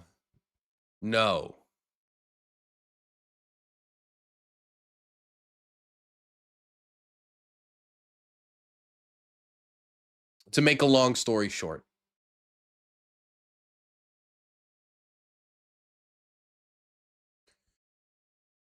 Tariff your pleasures, tariff your fun. I think the press conference is about to start. Oh, does anybody have a link to the press conference? We can check that out before we do the Nepal story.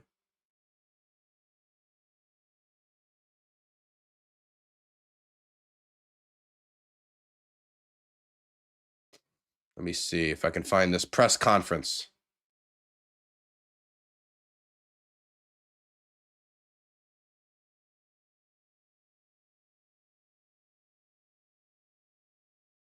Here we go. FBI update. Okay, let's watch.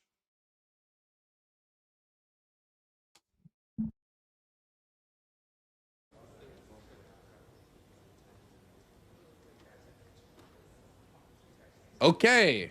Well, they're getting ready to give the update, but they're not giving the update yet. Doesn't look like it, at least. Or are they about to? I see a bunch of people walking. Nope, those are just randos. Okay. By the way, can I just say, I do like Utah's new flag. I know some people, a few people didn't like it, but I like the honeybee flag. I think it's cool.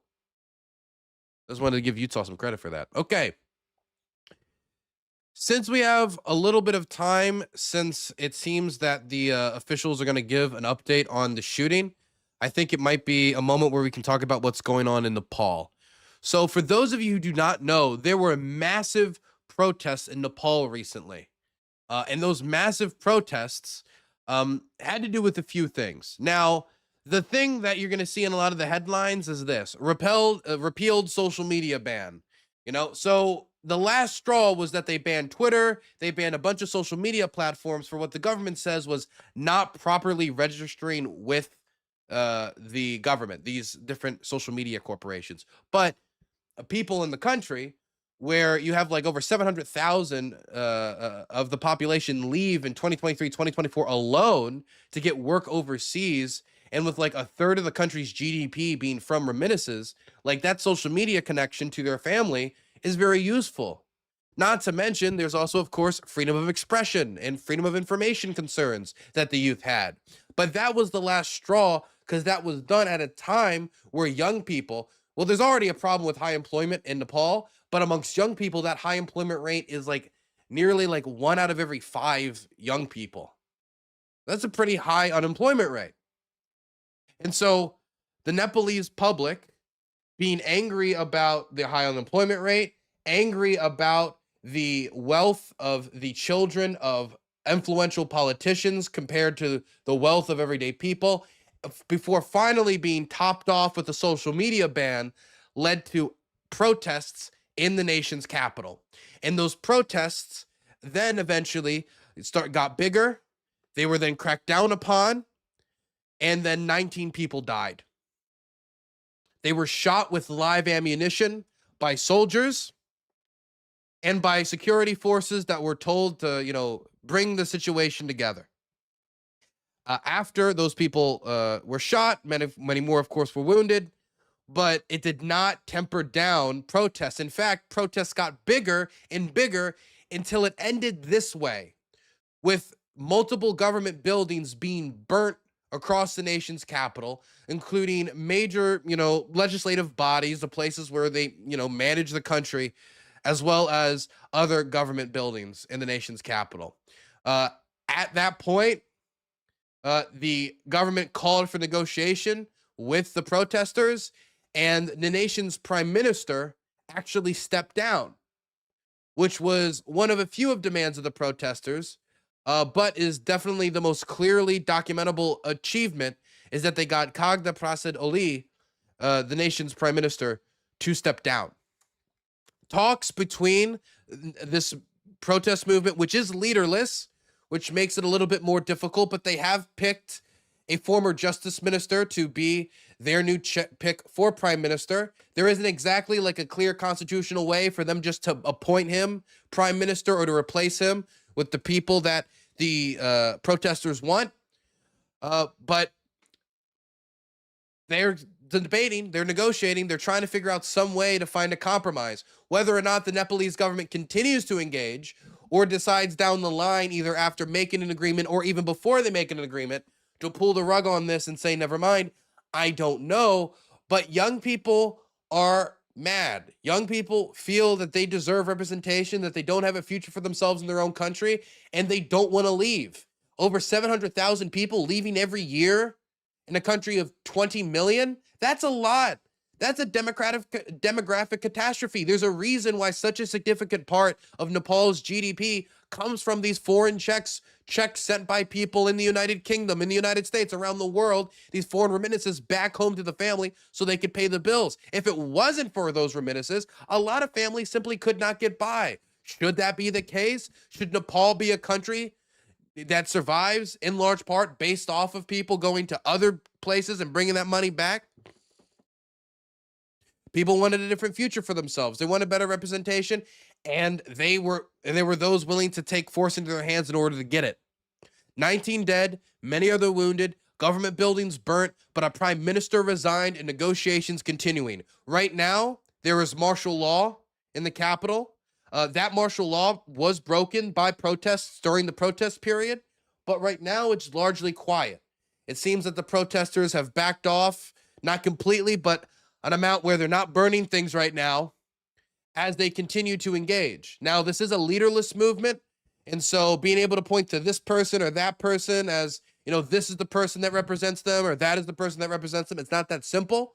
But as long as they engage, and as long as they continue to negotiate, further violence can be avoided, because this is not a sustainable state of affairs, and their demands about the amount of corruption in society is more than fair. It's a question, though, of whether or not the Nepalese government thinks they can wait them out or seriously engage with them. Seriously. Okay. Have they started yet? No? Okay.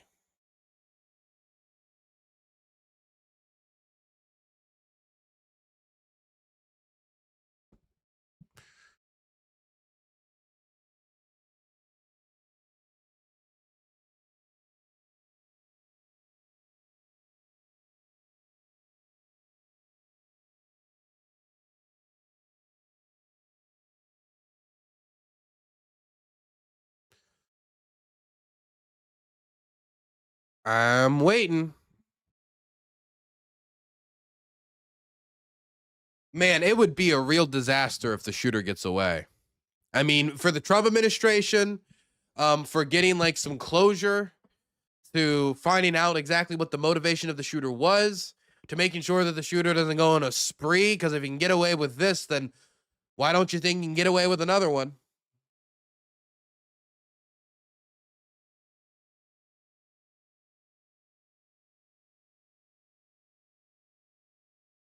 It'll inflame tensions for sure. Oh, absolutely. Oh, absolutely. And of course, there'll be people questioning, like, how did they not capture them? That's very suspicious. And I don't want to go out there and throw out speculation before we even know if they're going to capture them. But I do want to throw out there, if you don't put storied government professionals who know how to manage the organizations they've been put at the heads of, like, say, Cash Patel or a Christy Nome, or well, really, Cash Patel is probably the most relevant to this one. Is Cash Patel the best person to track down assassins? Question to be asked. Or Dan Bonagino, the deputy director, the person who's supposed to back him up for his failings. What a crazy idea. We're going to make Cash Patel director, and we're going to put another person with no experience as deputy director. Brilliant idea. Well, let's hope Cash. I'm rooting for Cash. Look, I don't have a lot of faith in Cash. I have more faith in maybe other agents at the FBI. But I wish them nothing but the best. Good luck. They should start a weekly podcast. Well, that would be playing to Cash Patel and Dan Bonagino's strengths if they started a podcast. How much longer until this press conference? In my opinion, the killer took an airplane and somewhere in Canada by now. I mean, who knows? The narrative pushers always win. As long as you make your story loud.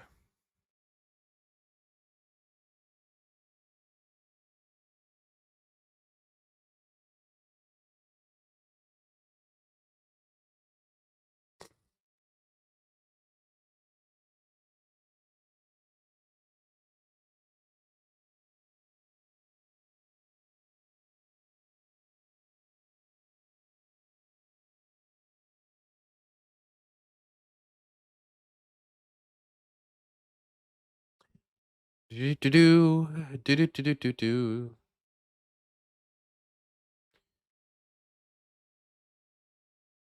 Vance is there to catch him. Yes. For those of you who don't know, JD Vance has gone to Utah to help catch the killer. I do just want to say that also leaves open the possibility for the craziest thing of all time to happen, since this person is still out on the run. Let's really hope we don't hit that. We'll just call that a nat 1.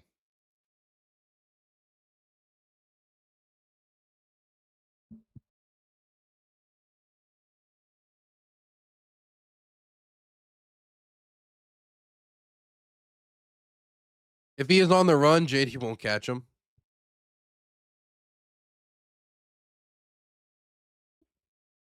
Would mean he wouldn't be able to get the death penalty, though, because I believe Canada won't extradite him unless it's agreed death won't be an option. Is that true? And also, I wouldn't put it past Trump to say, sure, we won't, and then he does it anyway. Plus, they would want to bring him back to Utah to be tried. They'd want to try him in Utah, I'm sure. And they do have the death penalty in Utah.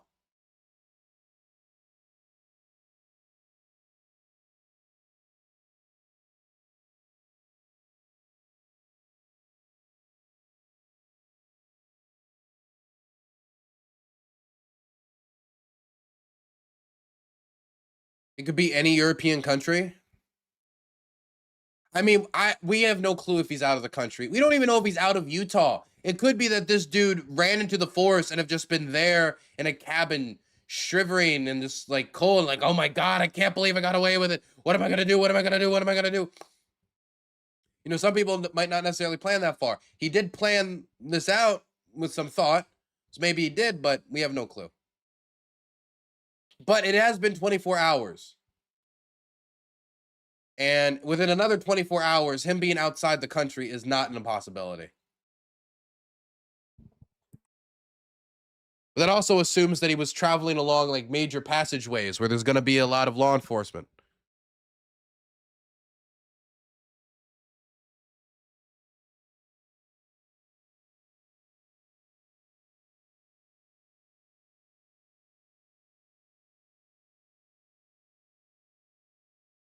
TMZ has obtained security footage of the person of interest in the Charlie Kirk assassination. In the video, you can see the man walking towards the campus prior to the shooting. Okay, let's take a look.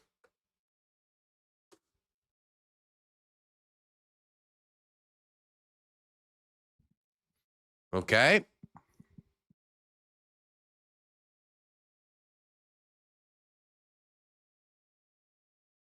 Is it just me, or is he limping? Does he have something up his left leg? Or I guess his right leg from where he's standing.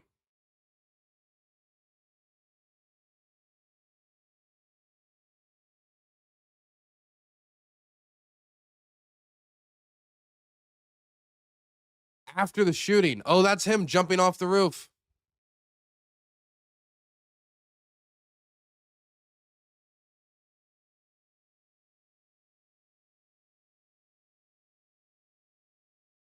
Where's the movement? Where is he?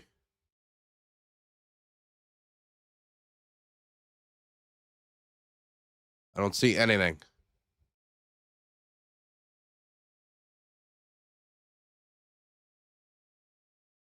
Oh, there he is.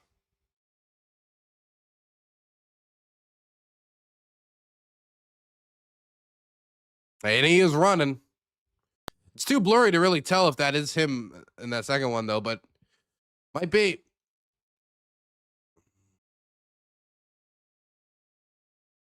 Probably the baller of the rifle. I mean, it could make sense. If he can't fit all of the rifle in his book bag, him trying to like shove one of the longer parts down his pants.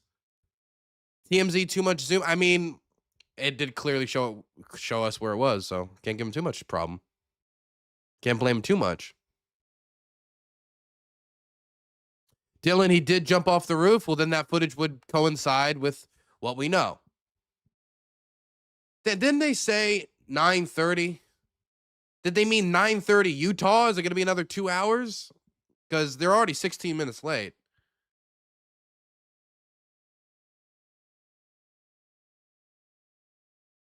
People won't question a limp. Well, no, I wouldn't question a limp on the street. I just, looking at it now, it wouldn't be surprising if he has something up his leg. No, it's 7:30 local. Okay, so they are just late.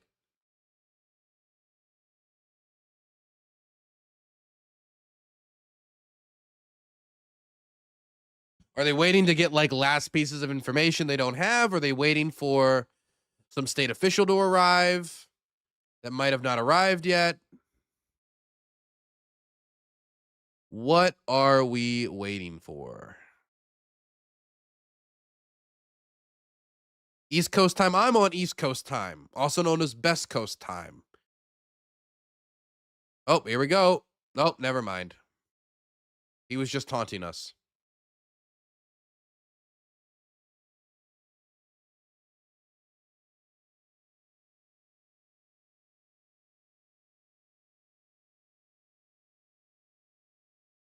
Thanks, Dylan. False alarm. Wait, Steve walked up to the mic.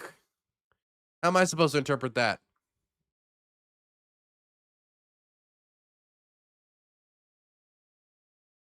Is that an Alienware computer that dude in there the FBI is using? It looks like a white Alienware. Is that what they use? Alienware is that at the FBI?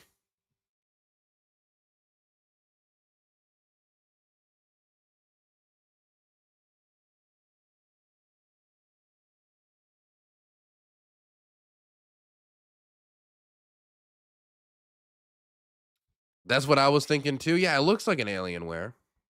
Maybe maybe Alienware's the special laptop of the FBI and I just never knew it.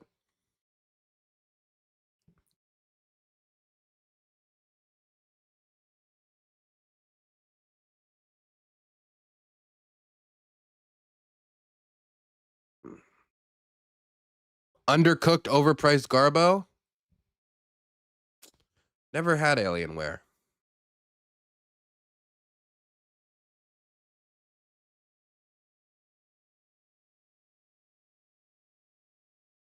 Are we ready? Nah. Is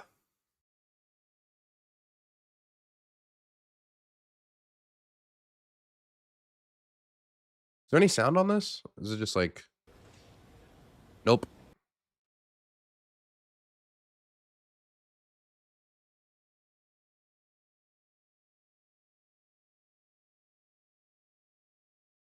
Hey, thanks for the $2. While we wait, what's the best state flag? You're asking me? You're asking me what I think the best state flag is? Well, this should surprise no one. What is the great flag of Maryland? Are we starting? Oh. Nope.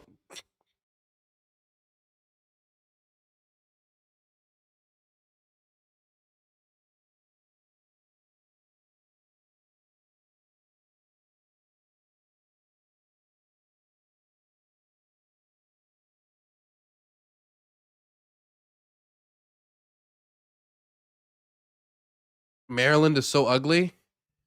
Can somebody ban that person? Just like a few years. Thank you.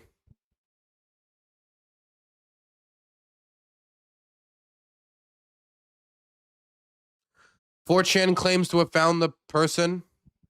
Well, please call Detective 4chan up to the stand and he can report his findings, okay?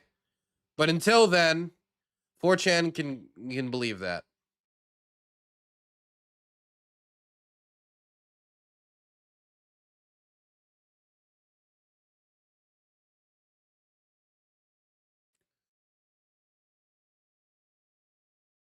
Doing it? Finally. Okay.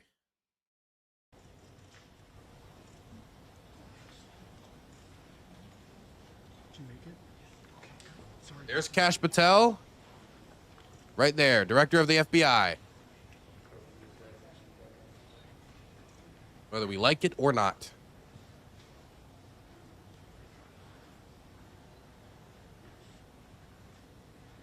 Hi, everybody. Thank you for being here today. My name is Hillary Kellner. I am the Communications Director for the Utah Department of Public Safety. This evening, we have FBI Director Patel, FBI Deputy Director Dan Bongino, Special Agent in Charge Robert Bowles, Governor Spencer Cox, Lieutenant Governor Deidre Henderson, and Commissioner Anderson, as well as, I'm so sorry, Commissioner Bo Mason, as well as some local partners here present with us today. Governor, we'll kick it off.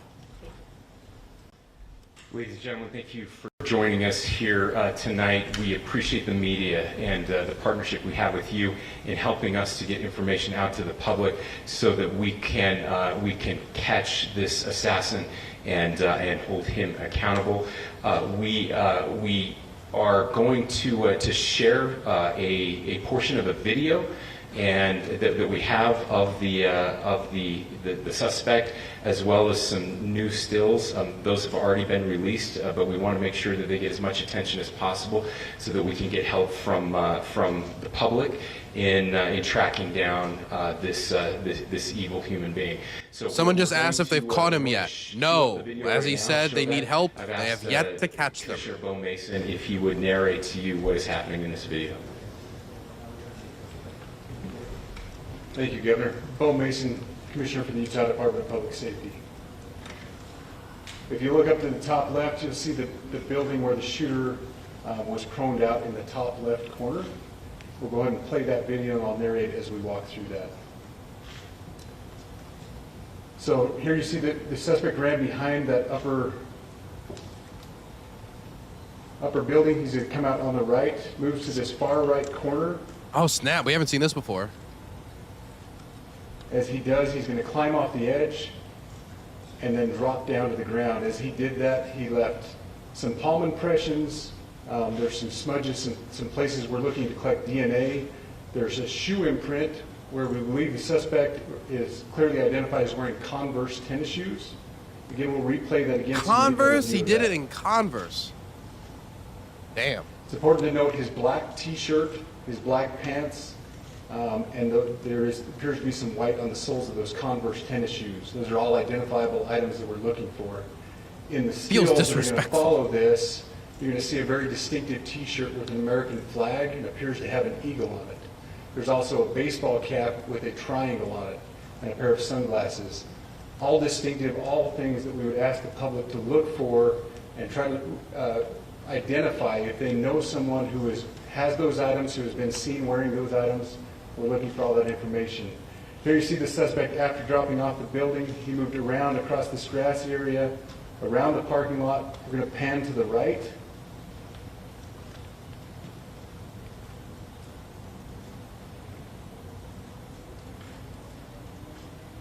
After he crosses the street, this is where he moves over into the wooded area. This is the video evidence that we utilize to track his movements and to locate that firearm in that wooded area following the discovery of this evidence.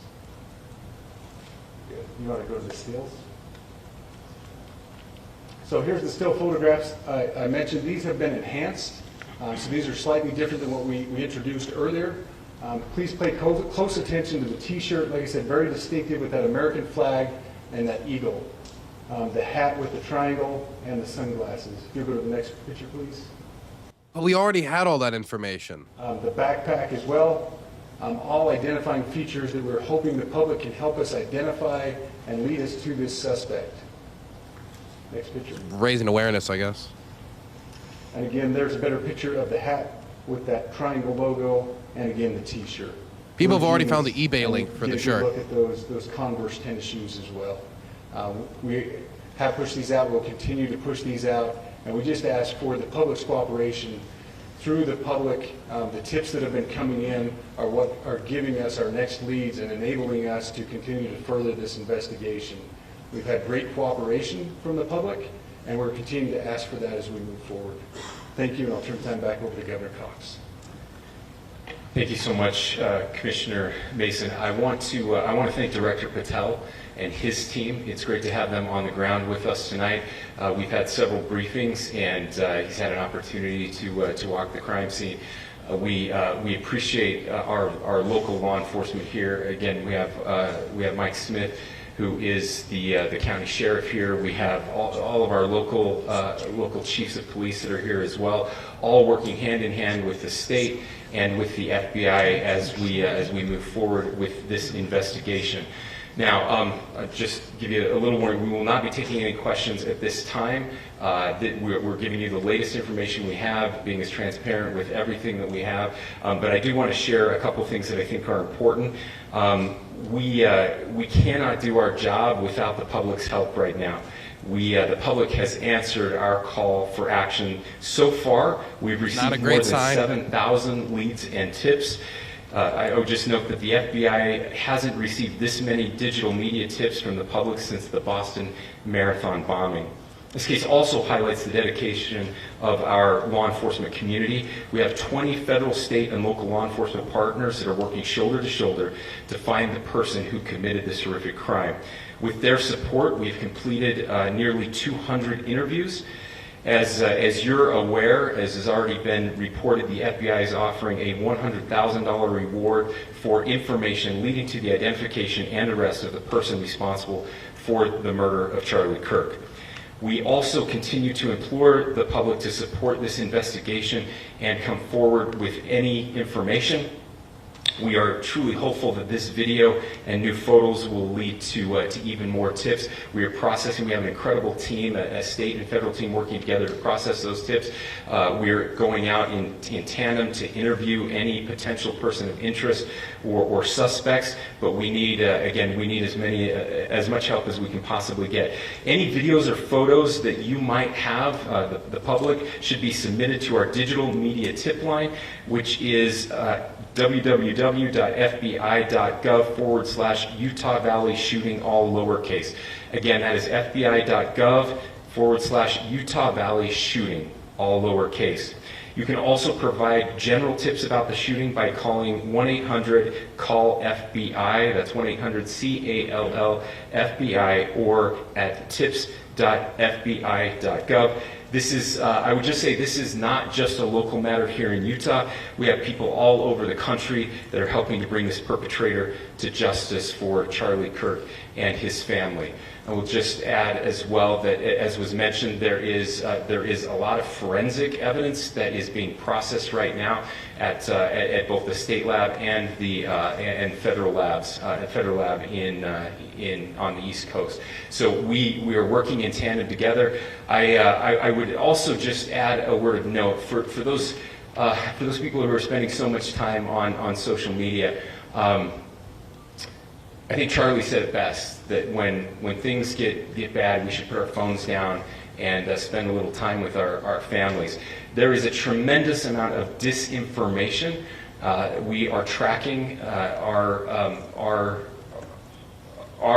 team, the state team, and I'm sure the federal team as well. What we're seeing is our adversaries want violence.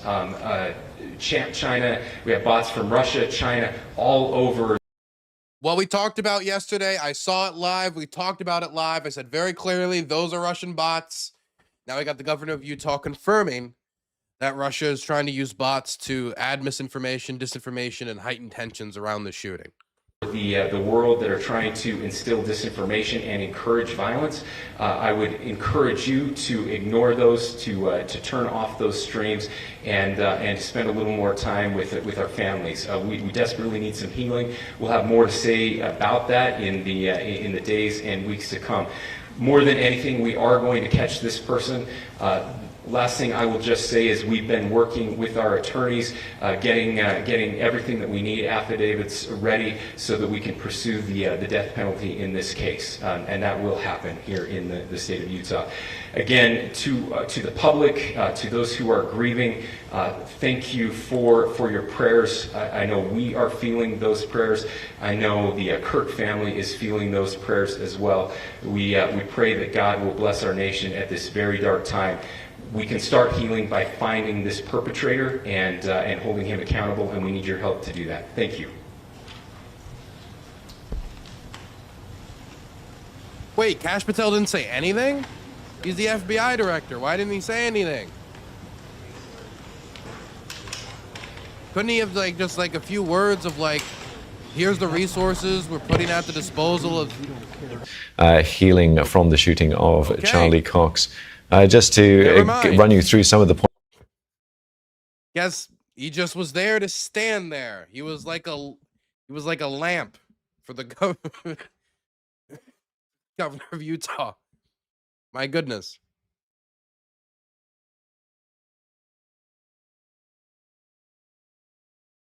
Trump doesn't promote leaders. Yeah, well, feels like it. I mean, this is the one moment where I want Kash Patel to be a little bang his chest like, we're gonna go, we're gonna get them, we're gonna dedicate this resource and that resource, and after checking out the crime scene, we have some ideas. Or maybe it's that he has no confidence.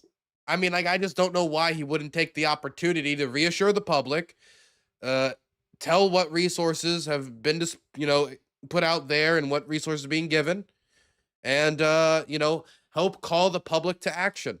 I mean, more people in the MAGA movement know who Kash Patel is than the governor of Utah.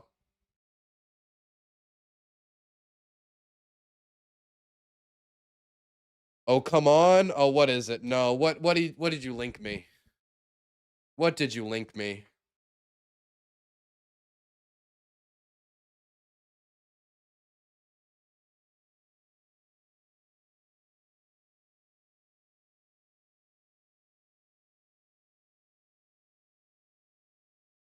JD Vance spotted helping carrying Charlie Kirk's casket. Oh, snap. Yeah, they're going to really try to turn this into a formative political event. We're going to hear Charlie Kirk's name a lot in the next 3 years.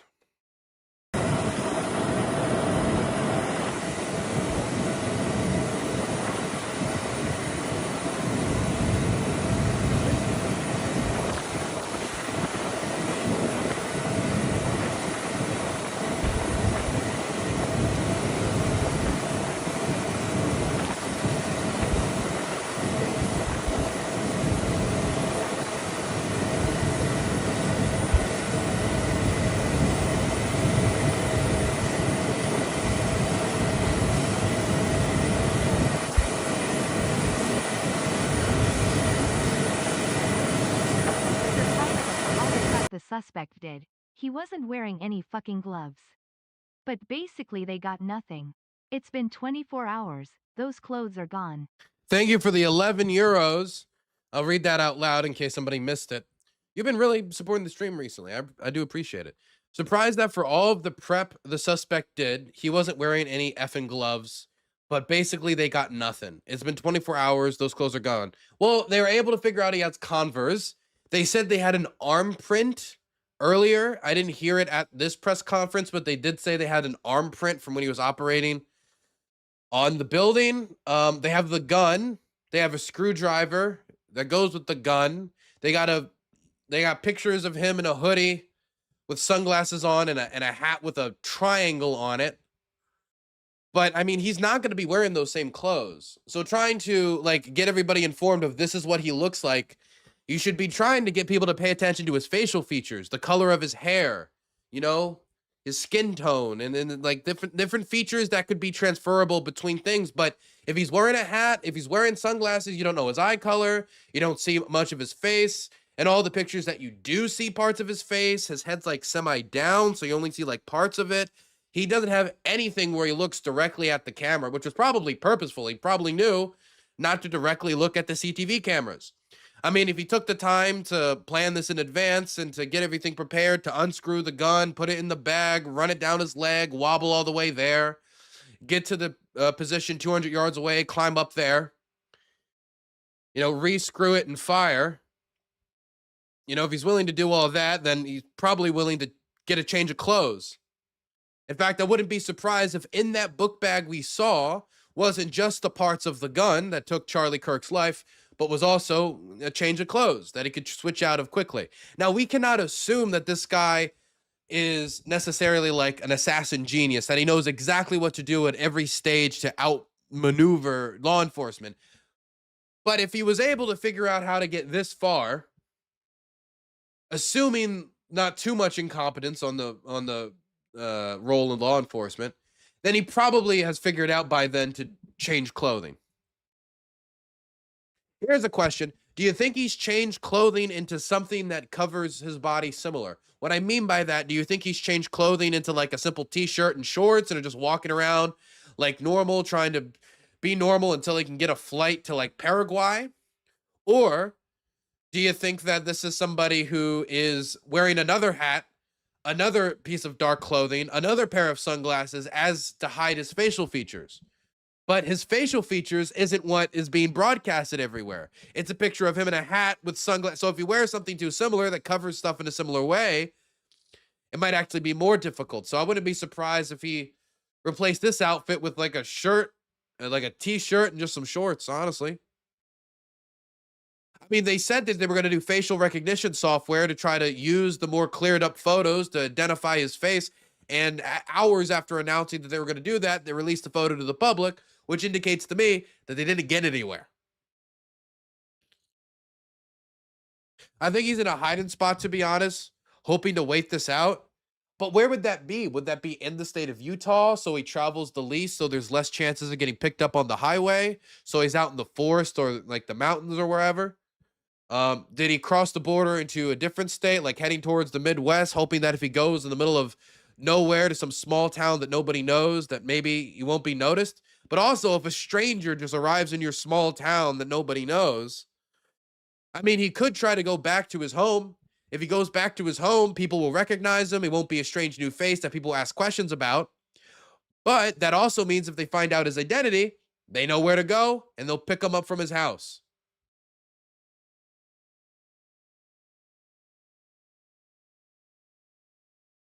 Canada? I mean, Canada's a option, but Canada will extradite his ass. So will most countries that he can go to. You think Mexico won't extradite him if they find out that somebody who assassinated the president of the United States, like friend, whatever you want, if you believe that's real or not? So he would have to go somewhere where he could just disappear. China would be the best one. I mean, like, random white guy arrives. I mean, I'm assuming he's white, but random white-looking guy arrives in Chinese village. I mean, maybe.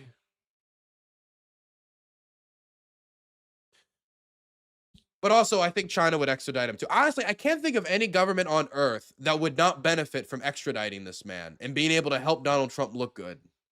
I mean, you know, I thought of the country. Venezuela. There we go. I figured it out. Venezuela, that's the country. Russia, no, I think Putin would do it. I think Putin would be happy to do it. Venezuela, maybe, actually. That's my go-to. Venezuela.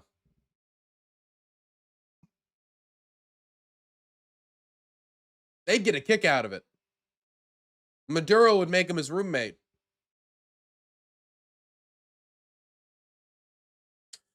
I can't think of anyone else. I mean, people are saying like North Korea. I mean, if they could use them for propaganda purposes, but how do you get to North Korea? I mean, you go to South Korea, jump the border, and if you go to South Korea and get caught, extradited. Cuba? I don't know if Cuba would want that problem. Greenland, same thing. They'll be extradited. Singapore, extradited.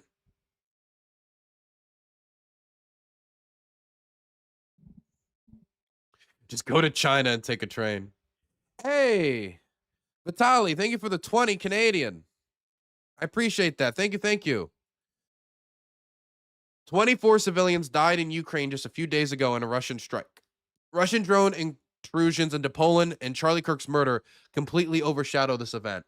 Such a sad normalization of evil. Or how, you know, there's like the school shooting that just happened. That gets completely overshadowed because this is the stuff that's getting the national attention. We did do a segment yesterday on what happened in Poland, and we did a segment today following up on it.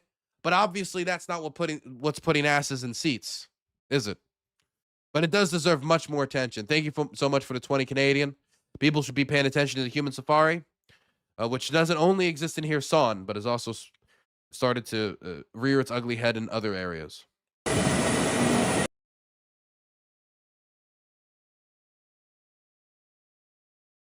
think $20 is the biggest donut we've gotten today. I do appreciate that. Let's say nobody finds him in a foreign country and never gets extradited. Well, if nobody finds him, he gets to a foreign country and never gets extradited, then yes, he escapes.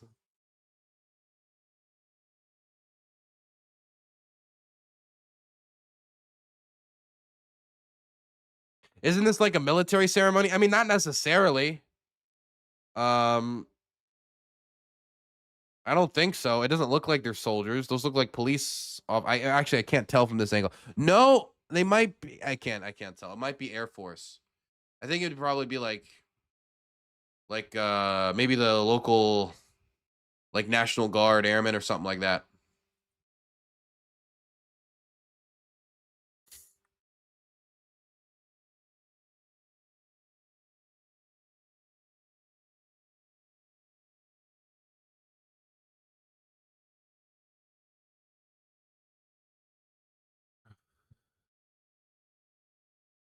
Should the shooter publish a book called If I Did It? My God. Nothing will ever top O.J. Simpson's just ability to not give a single fuck.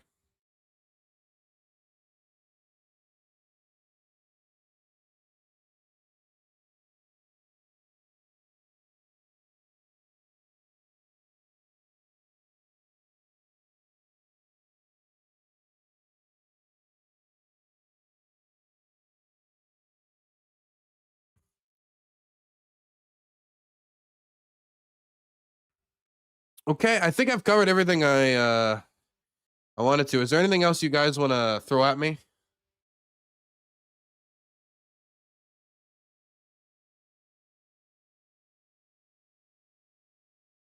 I think he was a native of the university. He knew the university so well. I mean, he could also just have like looked at a diorama or like a map on the internet for parents visiting their children. To kill him either way was finding a spot day before Charlie came to Utah and then trained and fled to a foreign country and maybe nobody would find. I mean, yeah, I can draw up a million scenarios where this guy maybe gets away, but I mean, odds are the dude is still gonna get caught. I think odds are he's gonna get caught, and I hope he gets caught. As each day passes and each hour passes, I become less certain of that.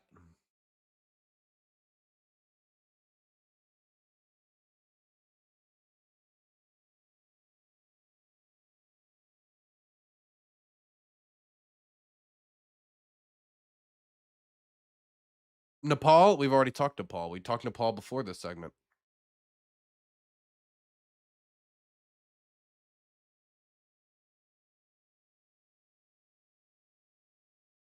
My view is that the Nepalese government should have been more attentive to the needs of the unemployed youth and shouldn't have tried to shut down the social media companies.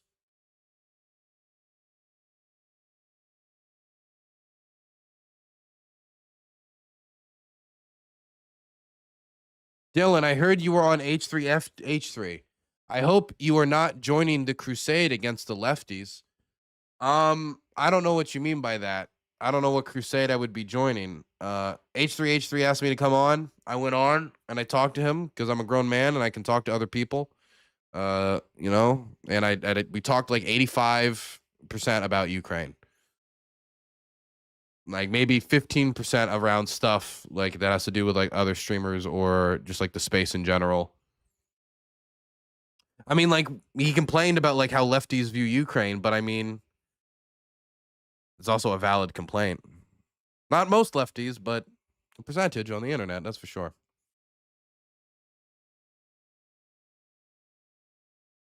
Yeah, I was too busy on TYT. Where did that come from? The idea that I'm a TYT guy, that I worked for TYT. Are people just confusing me with somebody else? There's other people with long hair, you know. Hey, In Time Independent News. Thank you for joining the stream. I appreciate it. There should be a movie about this. It just happened. We have no clue how this ends. What do you mean there should be a movie about it?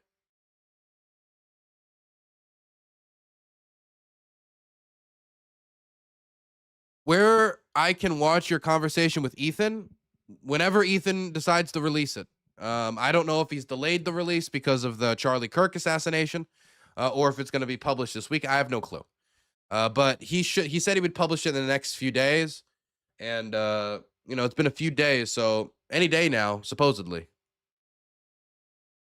But again, he might wait until the Charlie Kirk stuff dies down and maybe post it on Sunday or something.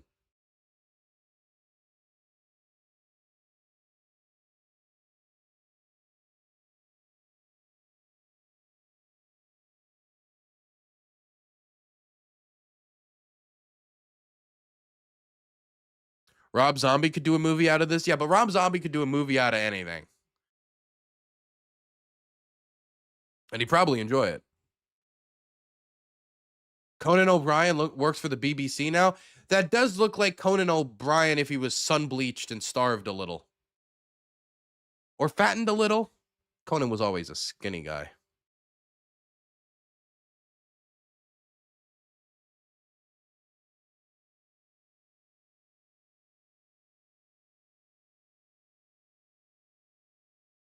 So weird that Charlie Kirk was pro-Russia and anti-North Korea at the same time. He wasn't like pro-Russia. He just ended up making pro-Russian arguments on multiple occasions. But it's simple. It's whatever politically useful in the moment. He's good at listening to the winds. That's something you got to give Charlie Kirk credit for. He's good at sticking his finger up and like dictating where the winds are going. He was able to do it as a 17-year-old when jumping on the Tea Party movement, and he was able to do it all the way up, well, until September 10th.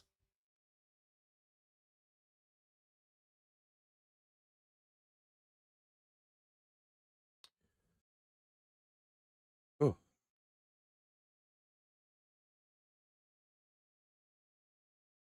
Is there anything else being dropped here by the BBC on this? Takes a shot, and they train for this. They go through the stressors. They will run. They will go through calisthenics. Then they have to sit down and shoot. I mean, even FBI snipers have to shoot a cue ball from 200 yards after running in calisthenics.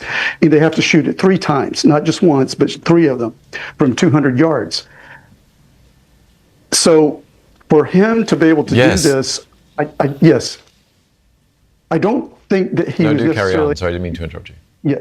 I don't think he had to necessarily be trained, but he probably had experience. If he's from the area, he's probably a hunter. So he's adept at being able to zero in rifles with the optics, with the scope. But it still required a lot of confidence to be able to take the shot and to be able to execute it and hit where it did. I mean, whether he was aiming for the head or the torso, upper torso, or the neck, it doesn't matter. For him to be able to hit that, it was luck or skill, and it requires a lot of confidence. It requires controlling the breath, taking in windage, in account for windage and things of that nature. So also, it appears he had the gun disassembled in his backpack and went up the stairs, and probably, a lot of guns, you can take the barrel off, you can put it back on, and then evidently he took time to disassemble it and put it back in his backpack. Now, it is a mystery to me why he dumped it, why he discarded the weapon where he did, where it could be found. Unless he was afraid that he would be, located later with it on him. Or, and I know, we're just throwing theories out there, but this theory is no less valid than any other. He wanted it to be found. I mean, if this was a politically motivated shooting and there was any type of whatever the message was, as the ATF seems to flip-flop on exactly what was scrawled on these bullet casings, it might be that he wanted it to be found so that people could hear why he did it, get the message. So it could be that he was scared of being identified with the weapon. It could be that he didn't want the extra weight. It could be that he wanted it to be found. It could be all these things. So there's evidence there. There's obviously, prints on the gun, probably DNA. So it is a matter of time too. He may not have prints, on record, but he will be, determined. He will be discovered at some point. The other thing I wanted to point out about him, having the confidence in being able to put aside any fears, is that he was on a mission. It's clear that he had his own personal ideology that he was going to accomplish this. He was going to carry this out, regardless of whatever fears, whatever he may encounter. And I tend to think that from a behavioral standpoint that he acted alone.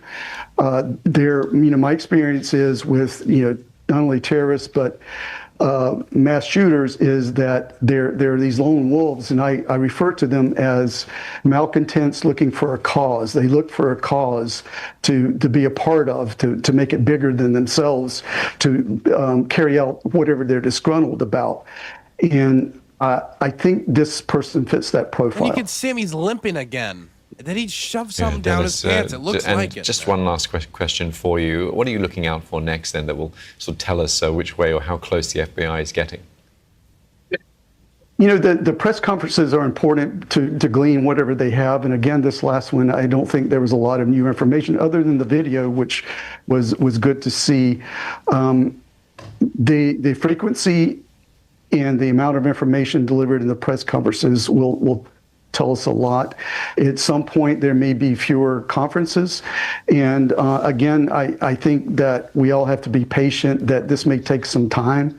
But you know, I think you know, there's more likely than not that he will be identified. And then it's a matter of how much time it takes to find him. And that's an open question. Dennis, thanks very much for your thoughts. Really appreciate you speaking with me and giving us your expertise and your insight there. Dennis Franks, retired FBI Supervisory Special Agent. My pleasure. Now let's get more from our North America correspondent, David Willis. David, we've seen a press conference earlier giving a bit more details, and we've seen video as well of the suspect climbing down from a roof. A lot of the focus, though, of that news conference was about the public being involved. Somebody just said, I'm surprised nobody has used drones for assassinations or terrorism yet. Look up Venezuelan military drone assassination. Look it up. I'll be right back. And the ability for them to provide more information to help with authorities. Tell us a bit more about that aspect of it. Well, that's very interesting, Steve, because it will be very interesting to see what the release of these latest still pictures and the video images does as far as what it yields as far as this investigation is concerned, from tips from members of the public. And officials at that news conference made the point that they'd already received more than 7,000 tips and pieces of information and conducted more than... It was Syria. It was an Assad like military, like award ceremony in the Latakia region, if I remember correctly, is what I was thinking of. I don't know why I thought Maduro. We were talking about Maduro earlier. Marathon bombing back in April of 2013. And I remember covering that particular story, and it was after the release of some pictures, some still pictures of the two brothers who it turned out were the perpetrators of that attack, the Tsarnaev brothers, that within a matter of hours, the two were located and were brought to justice. Yeah, and David, we'll have to see if that information from the public in this case as well also leads to a similar outcome. Our North America correspondent, David Willis there. Thank you so much. Now, Charlie. Okay, I think that's enough. I think we've covered everything we can cover when it comes to the Charlie Kirk story for today. Until they catch him, I doubt we're going to be getting much more information. And even the motive stuff's going to be hard to slice and dice. Anyway, I will see you all tomorrow. I'll be streaming one more day this week before heading over to Ukraine this weekend. If you want to support my initiative to go back to Ukraine and film on the ground with Ukrainian soldiers, documenting their experiences and trying to record war crimes and document them on the ground, as we did in Kherson, as we have in other places, DylanBurns.tv is where you can donate, or you can become a recurring sub in order to give us a good foundation for us to support our work. Join Mako, Dream Canoe, SB Tree Lobster, and Sepson and the others in the site chat. You can also support me at Dylan Burns TV on Patreon, or drop your Amazon Prime, which is a Twitch Prime, in Gutter Chat, also known as Twitch Chat, at absolutely no cost to you. If you want to follow me on social media, Dylan Burns 1776 on Twitter, Dylan Burns TV on Instagram, and Dylan Burns TV on Blue Sky and Twitter for official channel updates. Want to join the community Discord? We got a good Ukraine-Russia updates channel. Scroll beneath today's stream and click the Discord link to join. Hope to see you in there. Good night and good luck, everyone. Hope to see you all soon. Bye-bye.